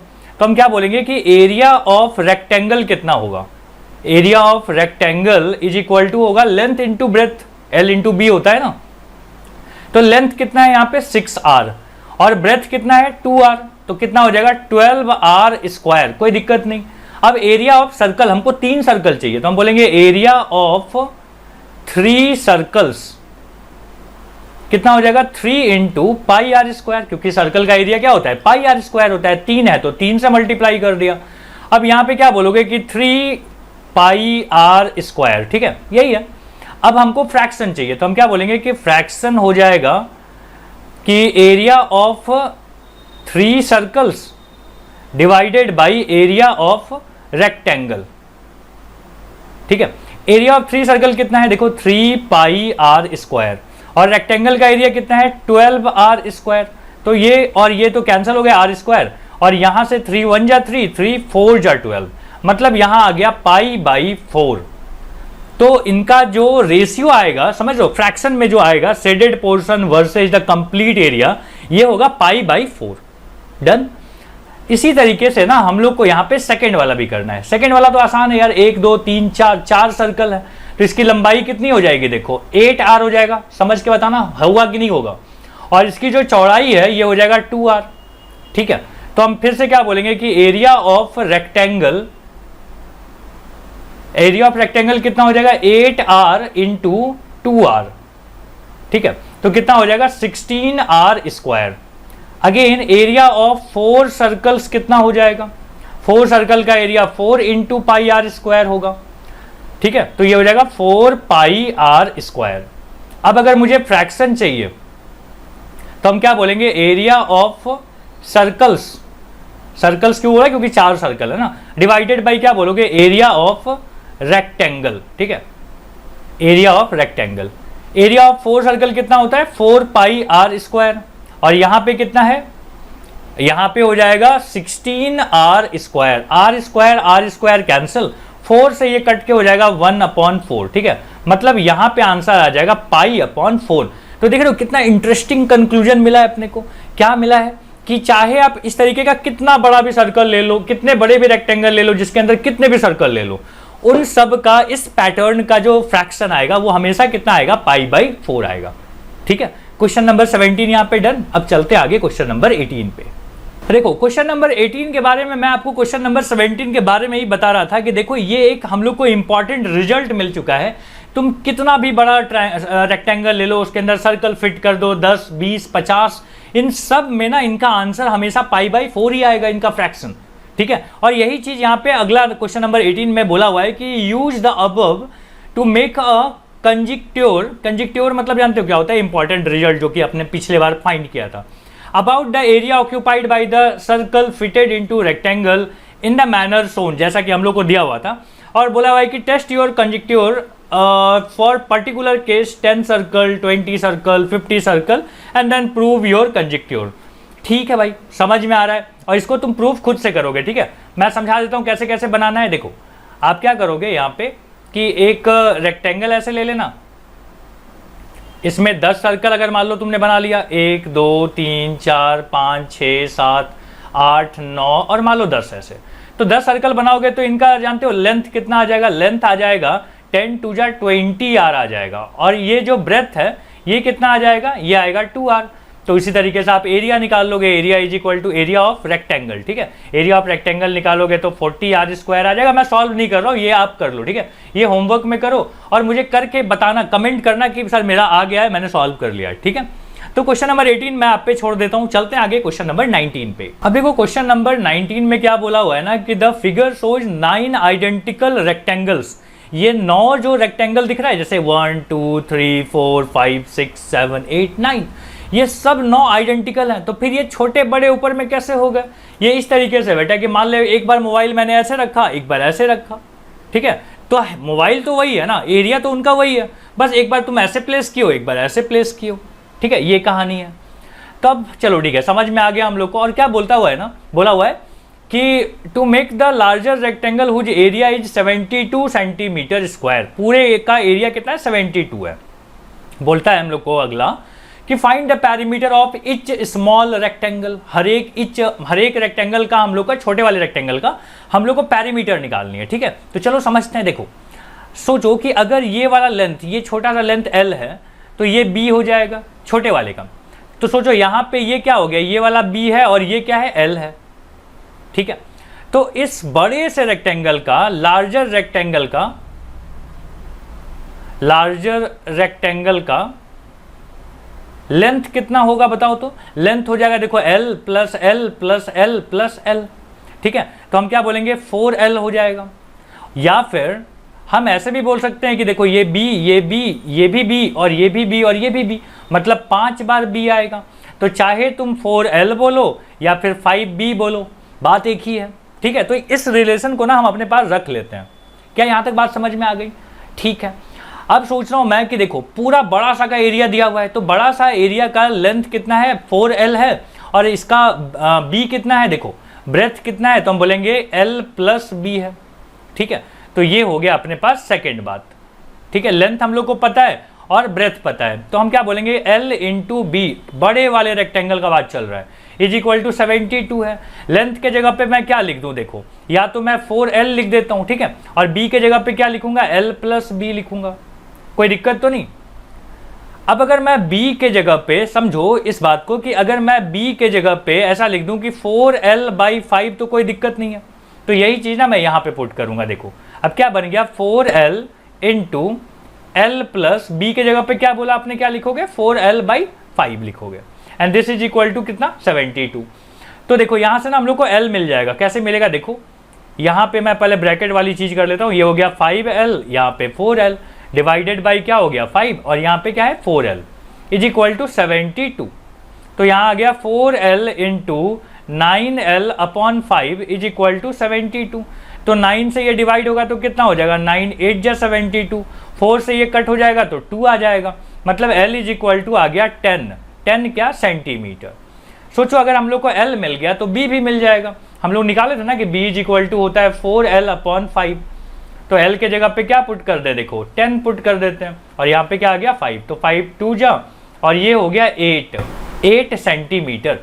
तो पैरीमीटर ऑफ स्मॉलर वाला जो रेक्टेंगल है उसका क्या होगा, twice of L plus B, और L हम लोग कितना निकाल चुके हैं, जो छोटे वाले का रेक्टेंगल का लेंथ है वो 10 है, 2 इंटू 10 प्लस यहाँ पे आ गया 8, तो 18 2 जा 36 सेंटीमीटर स्क्वायर। सेंटीमीटर, पैरीमीटर का यूनिट क्या होता है सेंटीमीटर में, ठीक है। तो यही हम लोग से ना पूछा था। क्वेश्चन नंबर 19 समझ में आ गया। चलो अब चलते हैं क्वेश्चन नंबर 20 पे। देखो क्वेश्चन नंबर 20 में क्या बोला हुआ है कि बोलता है कि show that the area of the shaded blue triangle and the shaded red triangle. ये ब्लू ट्रायंगल है, ठीक है, यहाँ पे ब्लू कलर नहीं दिख रहा होगा तुम्हें, हो सकता है, बट ये ब्लू हम लोग को बोला हुआ है, और ये तो रेड दिख रहा है हम लोग को। तो हम लोग को शो करना है कि ये जो दोनों एरियाज है ना, दोनों इक्वल है इस बात के लिए। और कुछ चीजें दी हुई है कि बोलता है कि the line from a vertex to the point of trisection of the opposite side, ये ट्राइसेक्ट हुआ है, मतलब अगर ये x है ना तो ये भी x है और ये भी x है, ठीक है, ओके। अब सोचो कि अगर मैं इसका नाम लिख देता हूं, देखो A, यहाँ पे B, यहाँ पे C, यहाँ पे D और यहाँ पे E, तो हम बोल सकते हैं कि AC इज मीडियन, AC जो है ना वो मीडियन है कौन सा ट्रायंगल का, ABD का, मीडियन ऑफ ट्रायंगल ABD। समझ में आ रहा है ना, देखो ये ट्रायंगल है ना, ये वाला, ये ट्रायंगल का मीडियन है ना, ये मिड पॉइंट है। तो मीडियन क्या करता है, median divide the triangles into 2 equal areas. तो हम क्या बोलेंगे कि area of triangle ABC is equal to हो जाएगा एरिया ऑफ ट्रायंगल ACD। कोई दिक्कत तो नहीं इस बात में। और यहाँ पे क्या लिख देना कि median of a triangle divide into 2 equal areas, ठीक है, ये रूल होता है। तो ठीक है भाई, इसको हमने 1 बना लिया। सेकंड में देखो क्या बोलूंगा कि ध्यान से देखना कि इन ट्रायंगल हम बोल रहे हैं कि AD भी मीडियन है किसी ट्रायंगल का, AD इज मीडियन कौन सा ट्रायंगल का, सोच के बताओ, मीडियन ऑफ ट्रायंगल, बोलो ACE, ठीक है। तो हम यहाँ पे भी क्या बोल सकते हैं कि ये एरिया और ये एरिया इक्वल होगा, तो लिख देते हैं कि area of triangle ACD is equal to क्या हो जाएगा, एरिया ऑफ ट्रायंगल का नाम क्या है, ADE, ठीक है। तो यहाँ पे भी क्या बोलोगे, यही वाला रीजन यहाँ पे लिख दोगे। अब ध्यान से देखो, दोनों इक्वेटिंग 1 एंड 2 अगर मैं करूँ, इक्वेशन 1 एंड इक्वेशन 2, तो दोनों में दिख रहा है तुम्हें ACD सेम आ रहे हैं। तो हम क्या बोल सकते हैं कि area of triangle ABC is equal to क्या हो जाएगा, एरिया ऑफ ट्रायंगल ADE। अरे समझ रहे हो ना, ये तीनों एरिया इक्वल आ गए, ये वाला एरिया इसके बराबर और इसके बराबर, इसका एरिया इसके बराबर, ठीक है। तो यही हमने यहाँ पे लिख दिया कि area of triangle ABC is equal to area of triangle ADE, ठीक है, और इज इक्वल टू किसके, एरिया ऑफ ट्रायंगल ACD। ये तीनों इक्वल आ गए और यही हम लोग को बोला हुआ था कि भाई तीनों एरियाज इक्वल होंगे, या फिर ये जो ब्लू वाला है और ये रेड वाला है दोनों इक्वल होगा। तो हमने तीनों को यहाँ पे लिख दिया कि भाई तीनों इक्वल होंगे, ठीक है। सेकेंड पार्ट में इसका यहाँ पे क्या बोला हुआ है कि find a way of cutting the blue triangle into some number of pieces and rearrange the pieces to cover the red triangle. बोलता है कि भाई एक काम कर लेना, आप इसको एक्टिविटी में कर लो, ठीक है, कि इस ट्रायंगल को कैंची से कट करके ऐसे निकालो और इसके ऊपर रेड वाले के ऊपर सजा दो। अगर तुम देख लो कि कितने टुकड़े करने पड़ेंगे, कैसे कैसे सजाओगे, तो ये दोनों बराबर आएंगे, ठीक है। तो ये एक्टिविटी वाला बात है, इसको आप कर लोगे सॉल्व। और ये जो मैंने मैथमेटिकल रूप है इसका, ये मैंने आपको यहाँ पे समझा दिया। तो क्वेश्चन नंबर 20 यहाँ पे डन। अब चलते हैं आगे क्वेश्चन नंबर 21 पे। अब देखो क्वेश्चन नंबर 21 हम लोग को क्या बोलता है ना कि ये एक फिगर दिया हुआ है जिसमें कि ये जो है, ये नीचे वाला दिख रहा है जहाँ पे मेरा कर्सर मूव हो रहा है, ये जो है ये एक, देखो ये जो है ना ये एक सेमी सर्कल है और ये भी एक सेमी सर्कल है, और ये जो है ना ये लाइन, ये वाला लाइन, ये लाइन जो ऐसे बन रहा है ना, ये क्वाड्रेंट है, समझ रहे हो, ये क्वाड्रेंट है। अगर तुमको B का एरिया चाहिए, ठीक है, पहले मैं इसको फिर से मिटा देता हूं।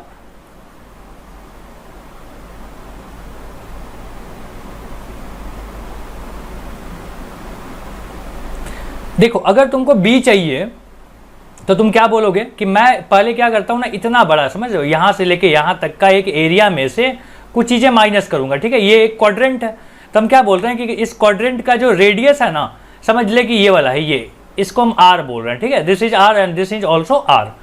तो हमारे पास क्या आ गया, क्वाड्रेंट का सर्कल का फॉर्मूला क्या होता है, क्वाड्रेंट का फॉर्मूला क्या होता है, तो हम बोलेंगे पाई R स्क्वायर अपॉन 4। ये 4 क्यों किया, समझ गया ना, कि पूरा सर्कल होता तो पाई R स्क्वायर होता, 1/4 है ये सर्कल, 1/4 क्यों हुआ, क्योंकि देखो 90 डिग्री है, तो ये एक पूरा बड़ा सा सर्कल का 1/4 ही तो है, देखो है ना, ऐसे एक 1/4 है ये। तो बोला ठीक है यार, ये तो समझ में आ गई, ठीक है, इसको थोड़ा मिटा देते हैं यार पर। ओके, तो हम बोल रहे हैं कि पाई R स्क्वायर बाई 4 में से क्या माइनस करेंगे, तो हम ये सर्कल, ये आधा सर्कल माइनस करते हैं पहले। तो हम माइनस कर रहे हैं, देखो कि हाफ सर्कल, राइट। तो इसका अगर सोचो ये पूरा R था, यहाँ से यहाँ तक R था, तो इसका आधा वाला क्या होगा, दिस इज R/2, मतलब ये जो आधा सर्कल है इसका रेडियस है R/2। तो हम क्या बोल रहे हैं कि पाई R/2 का होल स्क्वायर अपॉन 2 क्यों, क्या, क्योंकि आधा सर्कल है, प्लस ये वाला भी सर्कल ले लो, देखो ये वाला सर्कल, तो इसका एरिया क्या हो जाएगा, तो हम बोलेंगे सेम चीज, पाई R/2 का होल स्क्वायर बाई 2। अच्छा ध्यान रखना, ये वाला 2 बार आ गया है ना, ये जो कॉमन एरिया, ये जो है ना ऑरेंज वाला जो एरिया है, ये 2 बार आ गया है। तो हम बोल रहे हैं उसमें से भाई उसका नाम A है, तो एक A माइनस कर लो, ठीक है। तो सोचो, एक तुमने क्या किया, इतना बड़ा एरिया में से तुमने ये एरिया ये कॉमन एरिया माइनस कर लिया, तो तुम्हें क्या मिल जाएगा, देखो बी मिल जाएगा। ये बात समझना बहुत जरूरी था, अगर ये नहीं समझ में आएगा ना तो फिर ये पहला लाइन नहीं लिख पाओगे, ठीक है। ढंग से समझो, ढंग से। क्या मैंने बोला कि देखो क्वाड्रेंट में से ना 2 आधा सर्कल माइनस करो, लेकिन 2 आधा सर्कल में एक बार कॉमन है ना, तो ये कॉमन एरिया को भी एक बार हटा दो, ठीक है। तो क्या मिल जाएगा, बी मिल जाएगा। अगर इतनी बात समझ में आती है तो यहाँ पे आप क्या लिख सकते हो, देखो पाई आर स्क्वायर बाई 4, और यहाँ पे क्या आ जाएगा, देखो पाई आर स्क्वायर अपॉन 8 आएगा। देखो 2 का स्क्वायर 4, 4 2 जा 8, ठीक है। तो ये माइनस यहाँ लिखना चाहिए था ना, ओके। और यहाँ पे देखो सेम चीज है, तो हम क्या बोलेंगे, पाई आर स्क्वायर बाई 8, और माइनस क्या आ गया, ए, ठीक है। सो इज इक्वल टू कितना आ गया, बी। तो देखो ये pi are square by 8, pi are square by 8 क्या बन जाएगा, पाई आर स्क्वायर बाई 4 बन जाएगा, और माइनस ए हो गया। और यहाँ पे देखो क्या है माइनस में, कि पाई आर स्क्वायर बाई 4। तो अगर ये माइनस ब्रैकेट को तुम हटाओ तो यहाँ पे क्या बन जाएगा, pi are square by 4 minus pi are square by 4 plus a is equal to b. तो ये और ये हो जाएंगे कैंसिल, और ए इज इक्वल टू क्या आ जाएगा, बी आ जाएगा। तो देखो यार, ये वाला बात ना, पहला लाइन समझना बहुत जरूरी है। ये अगर तुम्हें नहीं समझ में आ रहा है, जैसे कहीं पे लग सकता है कि सर ये कॉमन एरिया को क्यों माइनस कर दो, है ना। तो सोचो, अगर मुझे सोचो ये बी चाहिए, तो हम क्या बोलेंगे कि पहले तुम यहां से यहां तक पूरा पेंट करोगे, फिर तुम क्या करोगे, ये बी वाला हिस्सा चाहिए तो उसमें से ये वाला हिस्सा डिलीट कर दोगे, फिर ये वाला हिस्सा भी डिलीट करोगे, लेकिन ये कॉमन 2 बार डिलीट हो गया, तो तुम बोलोगे कि नहीं यार इसको एक ही बार डिलीट करना है। तो वो ये जो कॉमन एरिया है ना, इसका नाम जानते हो क्या था, इसका नाम था ए, ठीक है। कहीं पे लिखते हैं, इसका नाम क्या था, ए। तो ए को एक बार हटाना पड़ा, ठीक है। तो उस कॉमन एरिया में से ए को हटाना पड़ा, and that is equal to B. यही कहानी है यार, इसको ना दोबारा तिबारा देखो जब तक नहीं समझ में आए, ठीक है। तो अब मैं इसको दोबारा तिबारा बता के वीडियो के लेंथ को बड़ा नहीं करना चाहता हूं, तो इसको तुम ना वापस करके देख सकते हो अगर तुमको समझने में दिक्कत गई है तो। नहीं तो चलते हैं अपन आगे क्वेश्चन नंबर 22 पे।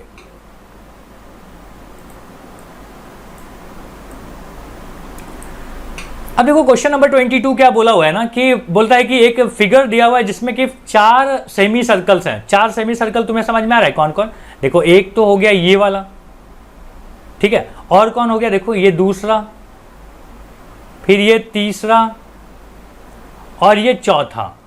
4 सेमी सर्कल दिख रहे हैं तुम्हें, ठीक है। तो बोला हुआ है कि 4 semicircle has been drawn within the given square which side is 2 unit. यहाँ पे ना हर एक साइड का कितना है, 2 यूनिट लिखा हुआ है यहाँ पे। The centre of this semi circle are the mid points of the sides, they create a 4 petalled flower, ठीक है। ये पिटल्ड फ्लावर फूल जैसा दिख रहा है हम लोग को। अब क्या बोलता है कि find the perimeter and area of this flower. Perimeter और एरिया हमको दोनों चाहिए, तो चलो पहले ना पेरीमीटर निकालते हैं। देखो पेरीमीटर निकालने के लिए ना हमको सारे आउटर लाइंस जोड़ने पड़ेंगे। मतलब हमारे पास 4 सेमी सर्कल हैं, 4 जो है वो पेरीमीटर ऑफ सेमी सर्कल हैं, सेमी सर्कल। तो यहां पे आप निकाल सकते हो, देखो 4 into perimeter of semi circle है ना, तो हम क्या बोलेंगे कि 2 पाई आर होता है कंप्लीट सर्कल का, और आधा सर्कल का क्या हो जाएगा, पाई आर हो जाएगा। तो हम यहाँ पे बोलेंगे 4 पाई, और आर के जगह पे क्या बोलेंगे ना, 1 बोलेंगे, क्योंकि देखो ये यहां से लेके यहां तक 2 है, तो इसका रेडियस कितना होगा, यही होगा ना, ये छोटा सा, तो ये कितना होगा 1। तो हम क्या बोलेंगे, दिस इज 1 से मल्टीप्लाई कर लिया, and this is equal to 4 pi. क्या ये बात समझ में आ गई, ठीक से लिखता हूं, 4 पाई। पेरीमीटर की बात हो गई। अब आपसे ना एरिया की बात करता है, ठीक है। तो मैं इसको वापस ना यहाँ पे ये जो कचरा किया ना, इसको मिटा के फिर से समझाता हूं कि एरिया कैसे मिलेगा, ठीक है। देखो एरिया के लिए मैं पेन चेंज कर लेता हूँ, ये रहा। तो मैं बोल रहा हूँ कि देखो सबसे पहले ये समझो कि पहले मैं क्या करूँगा ना, ये एक सेमी सर्कल का एरिया निकाल लूँगा यहाँ से यहाँ तक, ठीक है। ये पूरा एरिया निकाल लेंगे, कलर चेंज कर लें, ये वाला एरिया पूरा निकाल लूँगा, ठीक है। और ये वाला भी एरिया निकाल लेंगे, और उसको मैं माइनस कर लूँगा, जानते हो किससे, स्क्वायर से।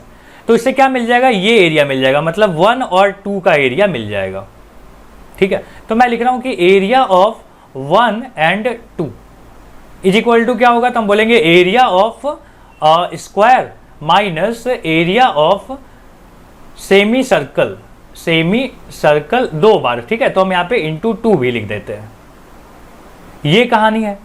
तो एरिया ऑफ स्क्वायर कितना हो जाएगा, 2 इंटू 2 4, और एरिया ऑफ सेमी सर्कल कितना होता है? तो देखो सर्कल का एरिया होता है पाई आर स्क्वायर, तो आधा सर्कल का एरिया कितना हो जाएगा? तो हम बोलेंगे पाई आर स्क्वायर बाई 2। तो पाई और आर तो 1 है, तो 1 का स्क्वायर लिखोगे तो भी क्या फर्क पड़ता है, 1 का स्क्वायर तो 1 होता है, और नीचे क्या आ गया 2। ठीक है, तो ये आ गया 2 2 यहां से कैंसिल, तो क्या बचेगा 4 माइनस पाई। ये कौन सा एरिया आया यार? ये फर्स्ट और सेकंड का आया है। अब इसी तरीके से मैं मान लो इसको थर्ड बोल रहा हूँ और इसको फोर्थ बोल रहा हूँ, ठीक है, इसको फोर्थ बोल रहा हूँ, तो हम बोलेंगे कि area of third and fourth भी कितना हो जाएगा? सेम ही रहेगा, क्योंकि दिखने में भी सेम लग रहा है। तो 1 2 3 और 4 ये चारों का एरिया मिला के कितना होगा? तो ये हो जाएगा 4 माइनस पाई और इंटू 2 कर लेते हैं, तो कितना आ जाएगा 4 2 या 8 माइनस 2 पाई। ठीक है, तो ये चारों का एरिया आ गया। मतलब सारे जो इधर के पोर्शन दिख रहे हैं ना, ये हल्का ब्लू मतलब लाइट पिंक वाला जो एरिया है उसके बारे में बात चल रही है कि उन सब का एरिया कितना है 8 माइनस 2 पाई। तो पेटल का एरिया कैसे मिलेगा समझ रहे हो? तो हम बोल रहे हैं कि एरिया ऑफ पेटल्स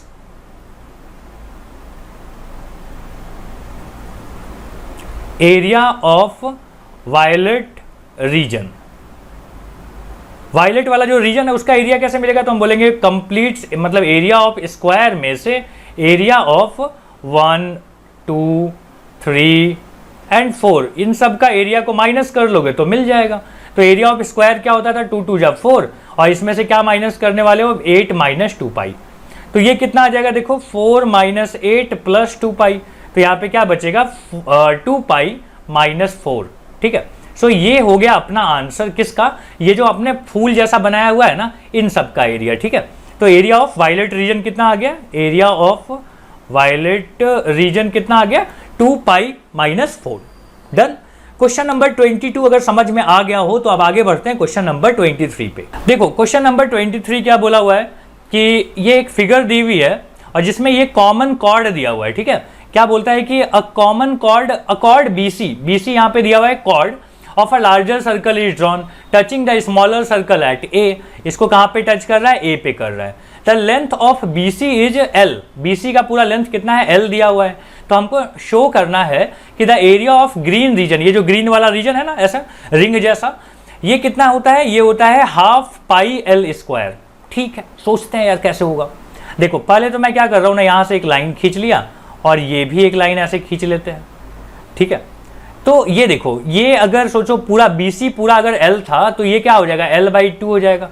पता है ना सर्कल में पढ़ा था तुमने, सर्कल में क्या पढ़ा था कि सेंटर से एक लाइन जो कि कॉर्ड के ऊपर पड़ता हो, ठीक है, परपेंडिकुलरली, वो क्या करता है? इसको आधा आधा कर देता है, तो हो गया आधा आधा ये।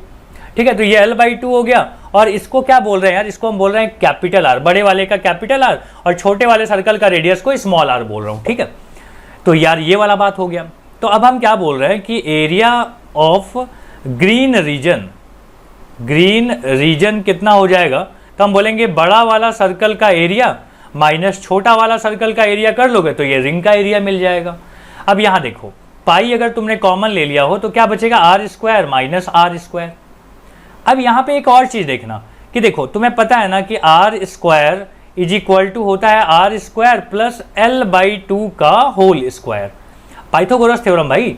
ठीक है, तो पाइथागोरस थ्योरम के हिसाब से क्या आ जाएगा? R square minus r square is equal to L square by 4 आ जाएगा। मैं यही चीज को ना यहाँ पे पुट कर रहा हूँ। ठीक है, तो ये यहाँ अगर पुट कर दूँ तो क्या आ जाएगा? देखो पाई और यहाँ पे हो जाएगा L स्क्वायर बाई 4। ठीक है, इसी को उन्होंने ऐसे करके लिखा है कि 1/4 पाई L स्क्वायर।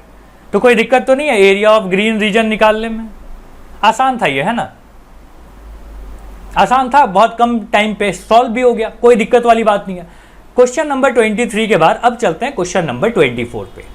अब देखो क्वेश्चन नंबर 24 हम लोगों को क्या बोला हुआ है कि इन फिगर 6.52 दिख रहा है हम लोग को, ये फिगर 6.52। अब यहाँ पे क्या बोला है? देखो बोलता है कि यहाँ पे show that area of A plus area of B is equal to area of c. और ना दिया हुआ है कि हर एक ट्रायंगल के हर एक साइड्स पे ना एक सेमी सर्कल बना हुआ है। जैसे अगर ये साइड देखूं तो देखो मैं यहाँ पे ना कलर चूज कर लेते हैं ये वाला। जैसे ये अगर मान लो x है और ये क्या है? ये वाला y है और ये क्या है? अपना z। ठीक है, तो मैं बोल रहा हूँ कि एरिया ऑफ अगर मुझे चाहिए a plus area of b, तो ध्यान से देखना क्या करने वाला हूँ मैं बोलूँगा कि इतना बड़ा सा, समझ लो, इतना बड़ा सा सेमी सर्कल पहले ले लेते हैं, फिर ये वाला भी सेमी सर्कल ले लेता हूँ, और इन दोनों सेमी सर्कल का नाम जानते हो क्या बोलूँगा? मैं बोलूँगा कि semicircle including A, semicircle including B. ठीक है, तो मैं लिख रहा हूँ कि area of semicircle including A. ठीक है, area of semicircle including A plus area of semicircle including B. B को इंक्लूडिंग एक सेमी सर्कल दिख रहा है, ये वाला, ये सेमी सर्कल, ये सर्कल और ये सर्कल का एरिया, और उसमें से क्या करने वाला हूं, अच्छा साथ में ना ट्रायंगल का भी एरिया ले लेंगे।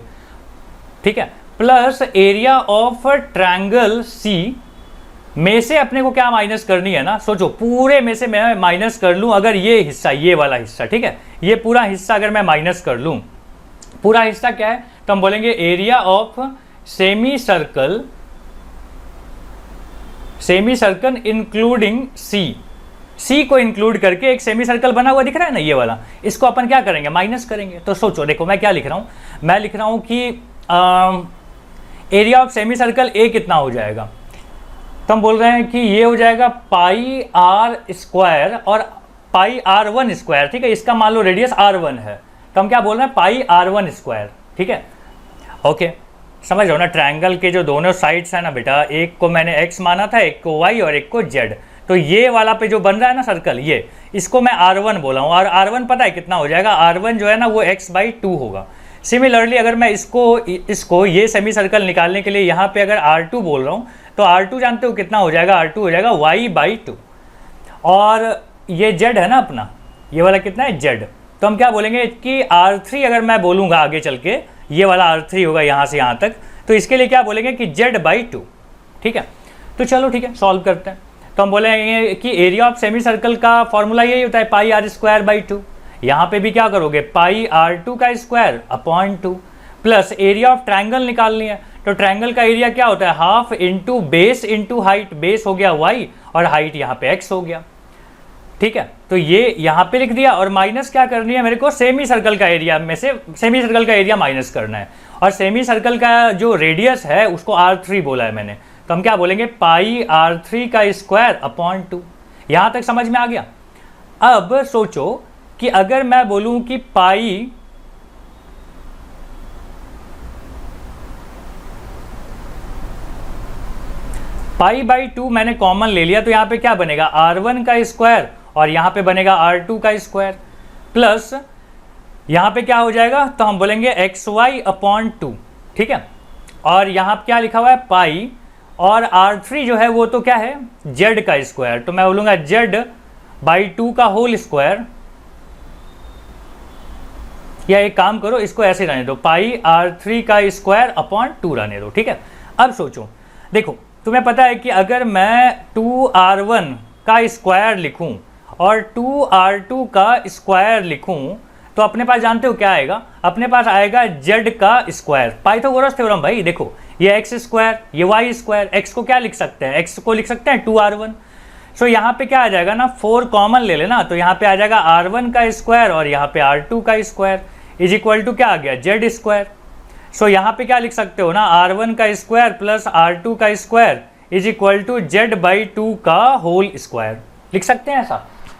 चलो ठीक है, तो यहाँ तक अगर लिख लिया, तो मैं यहाँ पे लिख रहा हूँ कि पाई/2, और यहाँ पे लिख रहा हूँ कि z स्क्वायर अपॉन 2 का स्क्वायर 4 लिख रहा हूँ, प्लस 1/2 xy लिख देते हैं। और यहाँ पे देखो, यहाँ पे मैं लिख रहा हूँ पाई R3 का स्क्वायर अपॉन 2। ठीक है, और R3 को ना यहाँ चल के मैं लिखूंगा z/2 का होल स्क्वायर। ठीक है, तो यहाँ लिख देते हैं पाई/8, और यहाँ पे हो गया z square plus half xy, और यहाँ पे माइनस में क्या लिखा हुआ है, तो हम बोलेंगे पाई/2 लिख दो, और ये जो R3 है, R3 की जगह पे मैं लिख रहा हूँ z/2 का होल स्क्वायर। सो अब यहाँ पे क्या लिख सकते हैं, पाई/8 z square minus 1/2 xy minus यहाँ पे क्या आ जाएगा, पाई z स्क्वायर अपॉन 8। ये दोनों देखो ध्यान से कैंसिल हो जाएंगे, और यहाँ पे क्या बचेगा, ये प्लस है, यहाँ पे ये प्लस है, ये भी प्लस है, तो यहाँ आ जाएगा हाफ xy, और हाफ xy ध्यान से देखो, तुम्हें नहीं लगता एरिया ऑफ ट्रायंगल की बात हो रही है, तो हम बोलेंगे एरिया ऑफ सी। तो यहाँ पे क्या मिल गया, हम बोलेंगे area of A plus area of B is equal to half, half नहीं लिखना, हाफ तो ट्रायंगल का पार्ट है, समझ रहे हो ना, ट्रायंगल का एरिया है ये, तो हम क्या बोलेंगे एरिया ऑफ सी, और यही अपने को प्रूफ करनी थी, ठीक है। तो ये यहाँ पे हो गया क्वेश्चन नंबर 24 प्रूफ, ठीक है। अब चलते हैं आगे क्वेश्चन नंबर 25 पे। देखो क्वेश्चन नंबर 25 बोला हुआ है कि फिगर 6.53 दिख रहा है अपने को, show two circle passing through each other's centre, दोनों सर्कल एक दूसरे के सेंटर से होके पास कर रहे हैं, बोलता है find the area of the region enclose by two circle in terms of common radius r, ठीक है। ये जो रेड वाला पार्ट है ना, इसी का एरिया हम लोग को निकालना है। मैंने कुछ कंस्ट्रक्शन किया है, समझाता हूं क्या है ये। देखो ध्यान से, अगर OC ज्वाइन करो और BC ज्वाइन करो और AB ज्वाइन करो, ये सब रेडियस है, ध्यान से देखो, अगर सोचो ये सब रेडियस हैं तो क्या ये एक इक्विलैटरल ट्रायंगल नहीं बन जाएगा? देखो तो ये भी रेडियस, ये भी रेडियस और ये भी रेडियस, अगर ये सब जो है वो क्या बन रहे हैं, इक्विलैटरल ट्रायंगल बना रहे हैं, तो ये वाला एंगल कितना हो जाएगा, 60 डिग्री होगा। सिमिलरली ये भी रेडियस है, ये भी रेडियस है, तो ये भी एंगल कितना बन जाएगा, 60 डिग्री, ठीक है। कॉन्ग्रुएंट ट्रायंगल्स थे ऊपर नीचे, तो ये एंगल कितना बन गया, 120 डिग्री, 60 और 60 मिलके कितना हो गया, 120 डिग्री। अब सोचो अगर ये एक सर्कल दिया हुआ है,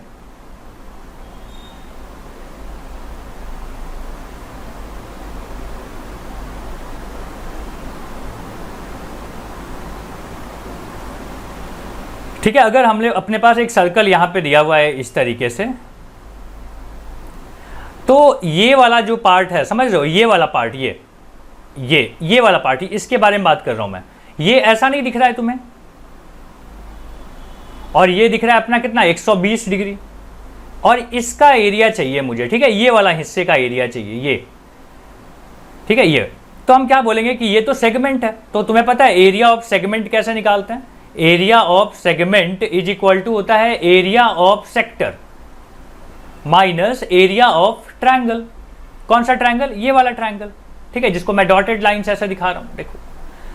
तो एरिया ऑफ सेक्टर का फॉर्मूला कितना होता है, थीटा अपॉन 360, और थीटा 120 डिग्री है, ध्यान से देखो यहाँ पे 120 डिग्री डिवाइडेड बाई कितना हो गया, 360, और यहाँ पे पाई आर स्क्वायर, तो हम यहाँ लिख देते हैं पाई आर स्क्वायर। और एरिया ऑफ ट्रायंगल के बारे में सोचो थोड़ा कितना होगा, तो देखो एरिया ऑफ ट्रायंगल के बारे में क्या बोलेंगे कि this is r, this one is.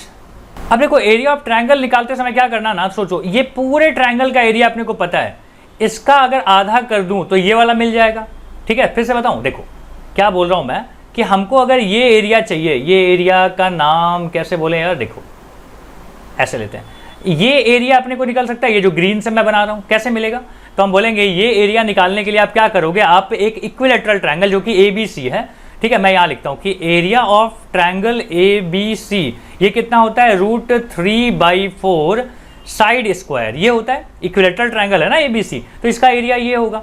तो अगर सोचो ये वाला O बोल देते हैं पॉइंट, ठीक है, तो हम बोलेंगे एरिया ऑफ ट्रायंगल BOC कितना होगा, तो हम बोलेंगे आधा इसका, कितना हो जाएगा, √3/4 R स्क्वायर, ठीक है, इंटू 1/2 कर लिया हमने।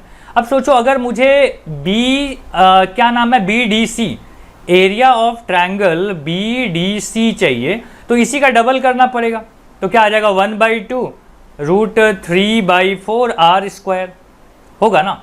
तो ये 2 और ये 2 कैंसिल, मतलब क्या बनेगा, √3/4 R स्क्वायर।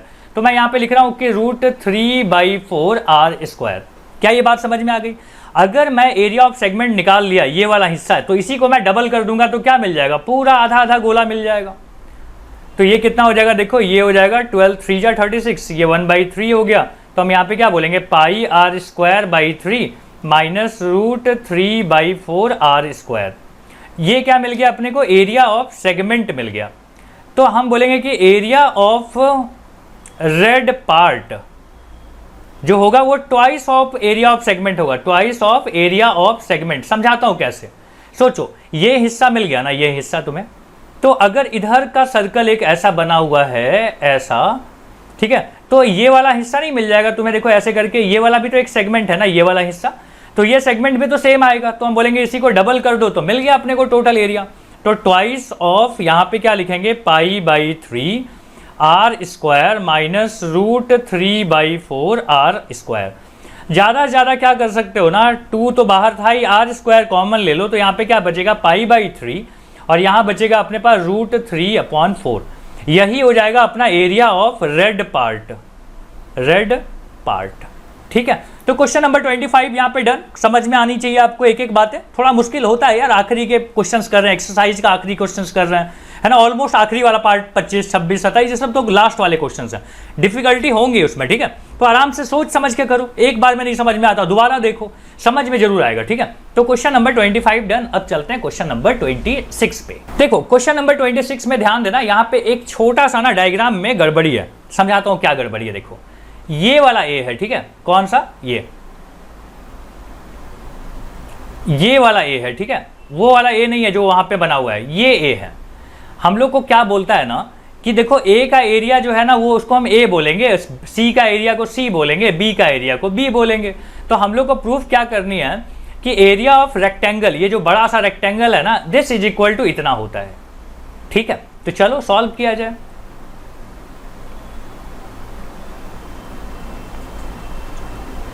थोड़ा ध्यान से देखना, अगर सोचो कि ये वाला x है और इसको मैं अगर y बोल रहा हूं, और इसको अगर मैं मान लो कि a बोल रहा हूं और इसको b बोल रहा हूं, ठीक है, ऐसे नाम लिया हुआ है, तो हम बोलेंगे कि एरिया ऑफ, देखो हम बोल रहे हैं एरिया ऑफ रेक्टेंगल। रेक्टेंगल का फॉर्मूला क्या हो जाएगा, तो हम बोलेंगे x प्लस वाई, जो कि इसकी लेंथ है, और ब्रेथ कितना है तो a प्लस बी है। यहां तक समझ में आ गया, इसको मैं अपने पास रख लेता हूं। ठीक है, अब अपने को ना एरिया ऑफ, देखो ए के बारे में बात करनी है कि ए का एरिया कितना होगा, इसको कट कर दो, तो हम बोलेंगे कि area of A is equal to क्या हो जाएगा। देखो ए का बेस कौन सा है, ये वाला बेस है, ठीक है, ये वाला इसका बेस है, ये है ना, तो ये तो ए है। तो हम क्या बोलेंगे यहाँ पे कि इस ट्रायंगल का जो बेस है, हाफ इंटू बेस क्या है यहाँ पे ए, और इसकी हाइट कितनी है, देखो ध्यान से, इसकी हाइट कितनी है, ये वाली हाइट है, x है इसकी हाइट। समझ में आ रहा है क्या बोल रहा हूँ, इसकी हाइट यही है ना, देखो यहाँ से लेके यहाँ तक इसकी हाइट होगी, तो ये तो x है, तो यहाँ पे क्या आ जाएगा, साथ में लिखूंगा मैं x, कोई दिक्कत नहीं। सिमिलरली अगर b का एरिया चाहिए तुम्हें, तो हम क्या बोलेंगे कि b का एरिया में हाफ इंटू बेस, इस बार ये वाला है, ठीक है, this is y, and height कितनी है, हाइट है b। इसी तरीके से अगर तुम C का एरिया निकालो तो C का एरिया क्या होगा, तो हम बोलेंगे half into base into height. Base इस बार क्या बोल दूं y, और हाइट क्या बोल देंगे a। ठीक है, ये तीनों चीजें आपके पास आ गई। अब ना हम लोग क्या करते हैं, इसको सॉल्व करते हैं। तो twice of a plus B, मतलब यहां पे लिखेंगे हाफ ax प्लस C के जगह पे क्या लिखेंगे, हाफ ya। फिर क्या बोला है, b प्लस सी लिखने के लिए, तो हम यहाँ पे लिखेंगे b के जगह पे लिखेंगे हाफ yb प्लस c के जगह पे क्या लिखोगे, हाफ ya, डिवाइडेड बाई क्या लिखनी है, c का मतलब क्या हो गया, हाफ ya, है ना, ये लिखना है। अब देखो ध्यान से कि अगर मैं यहाँ से 2a कॉमन ले लूँ, 1/2 a कॉमन ले लूँ, 1/2 और a भी कॉमन ले लूँ, तो यहाँ पे क्या बचेगा, देखो x प्लस y बचेगा। और यहाँ पे अगर मैं हाफ कॉमन ले लूँ और y भी कॉमन ले लूँ, तो यहाँ पे क्या बचेगा, b प्लस a बचेगा, बचेगा कि नहीं। और इज इक्वल टू क्या है यहाँ पे, 1/2 ya है। देखो a और a तो यहाँ से कट जाएंगे, y और y कट जाएगा, ये हाफ ये दोनों कट जाएंगे, और ये हाफ यहाँ से कट जाएगा, तो फाइनली क्या बचेगा, देखो x प्लस वाई, और यहाँ पे क्या बचेगा, b प्लस ए। अब ध्यान से देखो, ये जो लिखा हुआ है यही तो है यहाँ पे भी लिखा हुआ, और इसके जगह पे हम क्या लिख सकते हैं, एरिया ऑफ रेक्टेंगल। तो हम यहाँ पे क्या बोलेंगे, एरिया ऑफ रेक्टेंगल। तो एरिया ऑफ रेक्टेंगल अपने को मिल गया, क्या करने से मिला, देखो हम बोलेंगे twice of a plus c b plus c divided by c किया था तुमने, ठीक है। तो ये है इसका प्रूफ। तो क्वेश्चन नंबर 26 यहाँ पे हो गया डन। ठीक है, बात समझ में आनी चाहिए यार, एक एक बात वहां पे लिख के बताया है मैंने, तो ये बात क्लियर होना चाहिए। 26 हो गया डन। अब चलते हैं आगे 27, जो कि लास्ट क्वेश्चन है इसका। अब देखो क्वेश्चन नंबर 27 में क्या बोला हुआ है कि in the figure we see 2 shaded region. ये 2 शेडेड रीजन अपने को दिया हुआ है। मान लो इस शेडेड रीजन का नाम है ए, इस शेडेड रीजन का नाम है बी, और इस शेडेड रीजन का नाम मैं रख देता हूँ सी। सी वाला क्या है, व्हाइट वाला हिस्सा, ठीक है। तो ये दिया हुआ है अपने को, ठीक है। और क्या बोला हुआ है कि एक क्वाड्रेंट है, कौन है क्वाड्रेंट, देखो ये वाला एक क्वाड्रेंट ऑफ ए सर्कल है। कौन सा क्वाड्रेंट है भाई साहब, ये वाला जो है ना, ये क्वाड्रेंट है। और ये सेमी सर्कल है। देखो यहाँ पे ये वाला क्या है, सेमी सर्कल। ठीक है, तो बहुत कुछ लिख दिया मैंने, वापस मिटा देता हूँ ताकि समझ में आए, ज़्यादा चीज़ ना लिखा हुआ रहे। फिर से मैं लिख देता हूँ कि भाई किसको किसको क्या बोला था। इसको बोला था ए, इसको बोला था बी और इसको बोला था सी। तो मैं बोल रहा हूँ कि एरिया ऑफ ए प्लस सी कितना होगा। ए प्लस सी जानते हो क्या है, ये एक सेमी सर्कल है। और इसी तरीके से मैं बोल रहा हूँ कि कितना होगा। देखो सबसे पहले तो ये समझो कि अगर ये रेडियस है, ये वाला अगर आर है तो ये भी आर होगा क्योंकि ये दोनों रेडियस हैं और ये क्वाड्रेंट है। तो ये कितना आएगा, ये तो हम बोलेंगे देखो A B is equal to कितना होता है ना, ए बी का स्क्वायर इज इक्वल टू होगा आर का स्क्वायर प्लस आर का स्क्वायर। तो A B is equal to क्या हो जाएगा, 2r स्क्वायर का रूट। तो यहाँ पे क्या आ जाएगा, r बाहर और यहाँ पे √2। ठीक है, तो अब इसका रेडियस कितना होगा, ये जो सर्कल है मतलब बी डी कितना होगा। देखो बी डी जो है ना, बी डी तो आधा होता है ए बी का। ठीक है, तो ये आधा कितना है, तो हम बोलेंगे हाफ इंटू r √2। ये बी डी जो है ना, ये क्या है, रेडियस है, ये भी एक रेडियस है, तो मैं इसको r1 बोल रहा हूँ। ठीक है, r1 क्या है, इस सेमी सर्कल का रेडियस। तो सेमी सर्कल का एरिया निकाल सकते हैं। देखो पाई और r स्क्वायर होता है, यहाँ पे r1 का स्क्वायर अपॉन 2 लिखना चाहिए। तो ये कितना हो जाएगा, पाई अपॉन 2, और r1 के जगह पे क्या लिखेंगे, देखो ये वाला चीज़ लिखेंगे, तो 1/2 r √2 का स्क्वायर। तो ये कितना हो जाएगा, देखो पाई बाई 2, यहाँ पे हो जाएगा 1/4 r का स्क्वायर और √2 का स्क्वायर 2 होता है, तो ये दोनों कट जाएंगे। और यहाँ पे जानते हो कितना बचेगा, यहाँ पे बचेगा पाई r स्क्वायर अपॉन 4। यहाँ तक बात समझ में आ गई, a प्लस सी। अब मैं बोल रहा हूँ कि b प्लस सी निकाल लेते हैं, area of b plus c. b plus c एक क्वाड्रेंट है, ध्यान से देखो b प्लस सी जो है ना इतना बड़ा, ये एक क्वाड्रेंट है। ठीक है, ये वाला एक क्वाड्रेंट है। तो अगर ये क्वाड्रेंट है तो इसका एरिया कैसे मिलेगा, तो हम बोलेंगे 1/4 इंटू पाई r स्क्वायर। ठीक है, इसको तुम क्या लिख सकते हो, पाई r स्क्वायर अपॉन 4। ये हो गया अपना सेकेंड हिस्सा। कहने का मतलब क्या आ गया कि equating 1 and 2, equation 1 and equation 2 को अगर इक्वेट किया जाए तो अपने पास क्या आ रहा है। देखो तो हम क्या बोलेंगे यहाँ पे कि 1 ऐसे लिख देना कि area of a plus C is equal to क्या आ रहा है, area of b plus C. दोनों जगह पे सी अगर कट कर दूँ तो हमारे पास क्या आ जाएगा, area of a is equal to area of b आ जाएगा। और ध्यान से देखो area of a and area of b जो है वो एक शेडेड रीजन ही तो बता रहे हैं। देखो ये वाला शेडेड रीजन, b वाला शेडेड रीजन, और यही हम लोग को प्रूफ करने के लिए बोला था। ठीक है, कि दोनों इक्वल होने चाहिए। तो ये रहा इसका प्रूफ। अब देखो ये क्वेश्चंस कहीं कहीं पे तो लिटरली डिफिकल्ट होंगे, आपके लिए भी होंगे। मैं भी जब सॉल्व कर रहा था तो मुझे भी लग रहा था कि यार ये तो बच्चों को दिक्कत देगा। तो जहाँ पे तुम्हें लगे कि ये चीज़ दिक्कत आ रही है ना, वहाँ पे बहुत ज़रूरी है कि चीज़ों को दोबारा करके देखो, अपना भी दिमाग लगाओ कि मैंने कैसे सॉल्व किया, अगर मैं कोई और तरीके से भी कर सकता हूँ क्या, वगैरह वगैरह। ऐसे बहुत सारी चीज़ें एक्सप्लोर करो। जब इन चीज़ों को तुम करोगे ना तो तुमको बेहतर समझ में आएगा। और ये पूरा एक्सरसाइज बड़ा कमाल का एक्सरसाइज था। तो उम्मीद है कि आपको ये पूरा लेक्चर ढंग से समझ में आया होगा। अगर आपको ढंग से समझ में आया है, ऐसे और वीडियोज़ के लिए हमारे चैनल को सब्सक्राइब करके रखो भाई, क्योंकि वहाँ पे नोटिफिकेशन नहीं मिलेगा तो तुम्हें आज देखा एक तुम्हें पता नहीं कब दिखे, और शायद ढूंढने पे चैनल ना मिले, क्योंकि मेरा चैनल इतना बड़ा है भी नहीं। तो मिलते हैं हम लोग अगले वीडियो में, वहाँ पे अगले चैप्टर को एक्सप्लेन करूँगा, इसी तरीके का वन शॉट लेके आऊँगा। तब तक के लिए थैंक यू।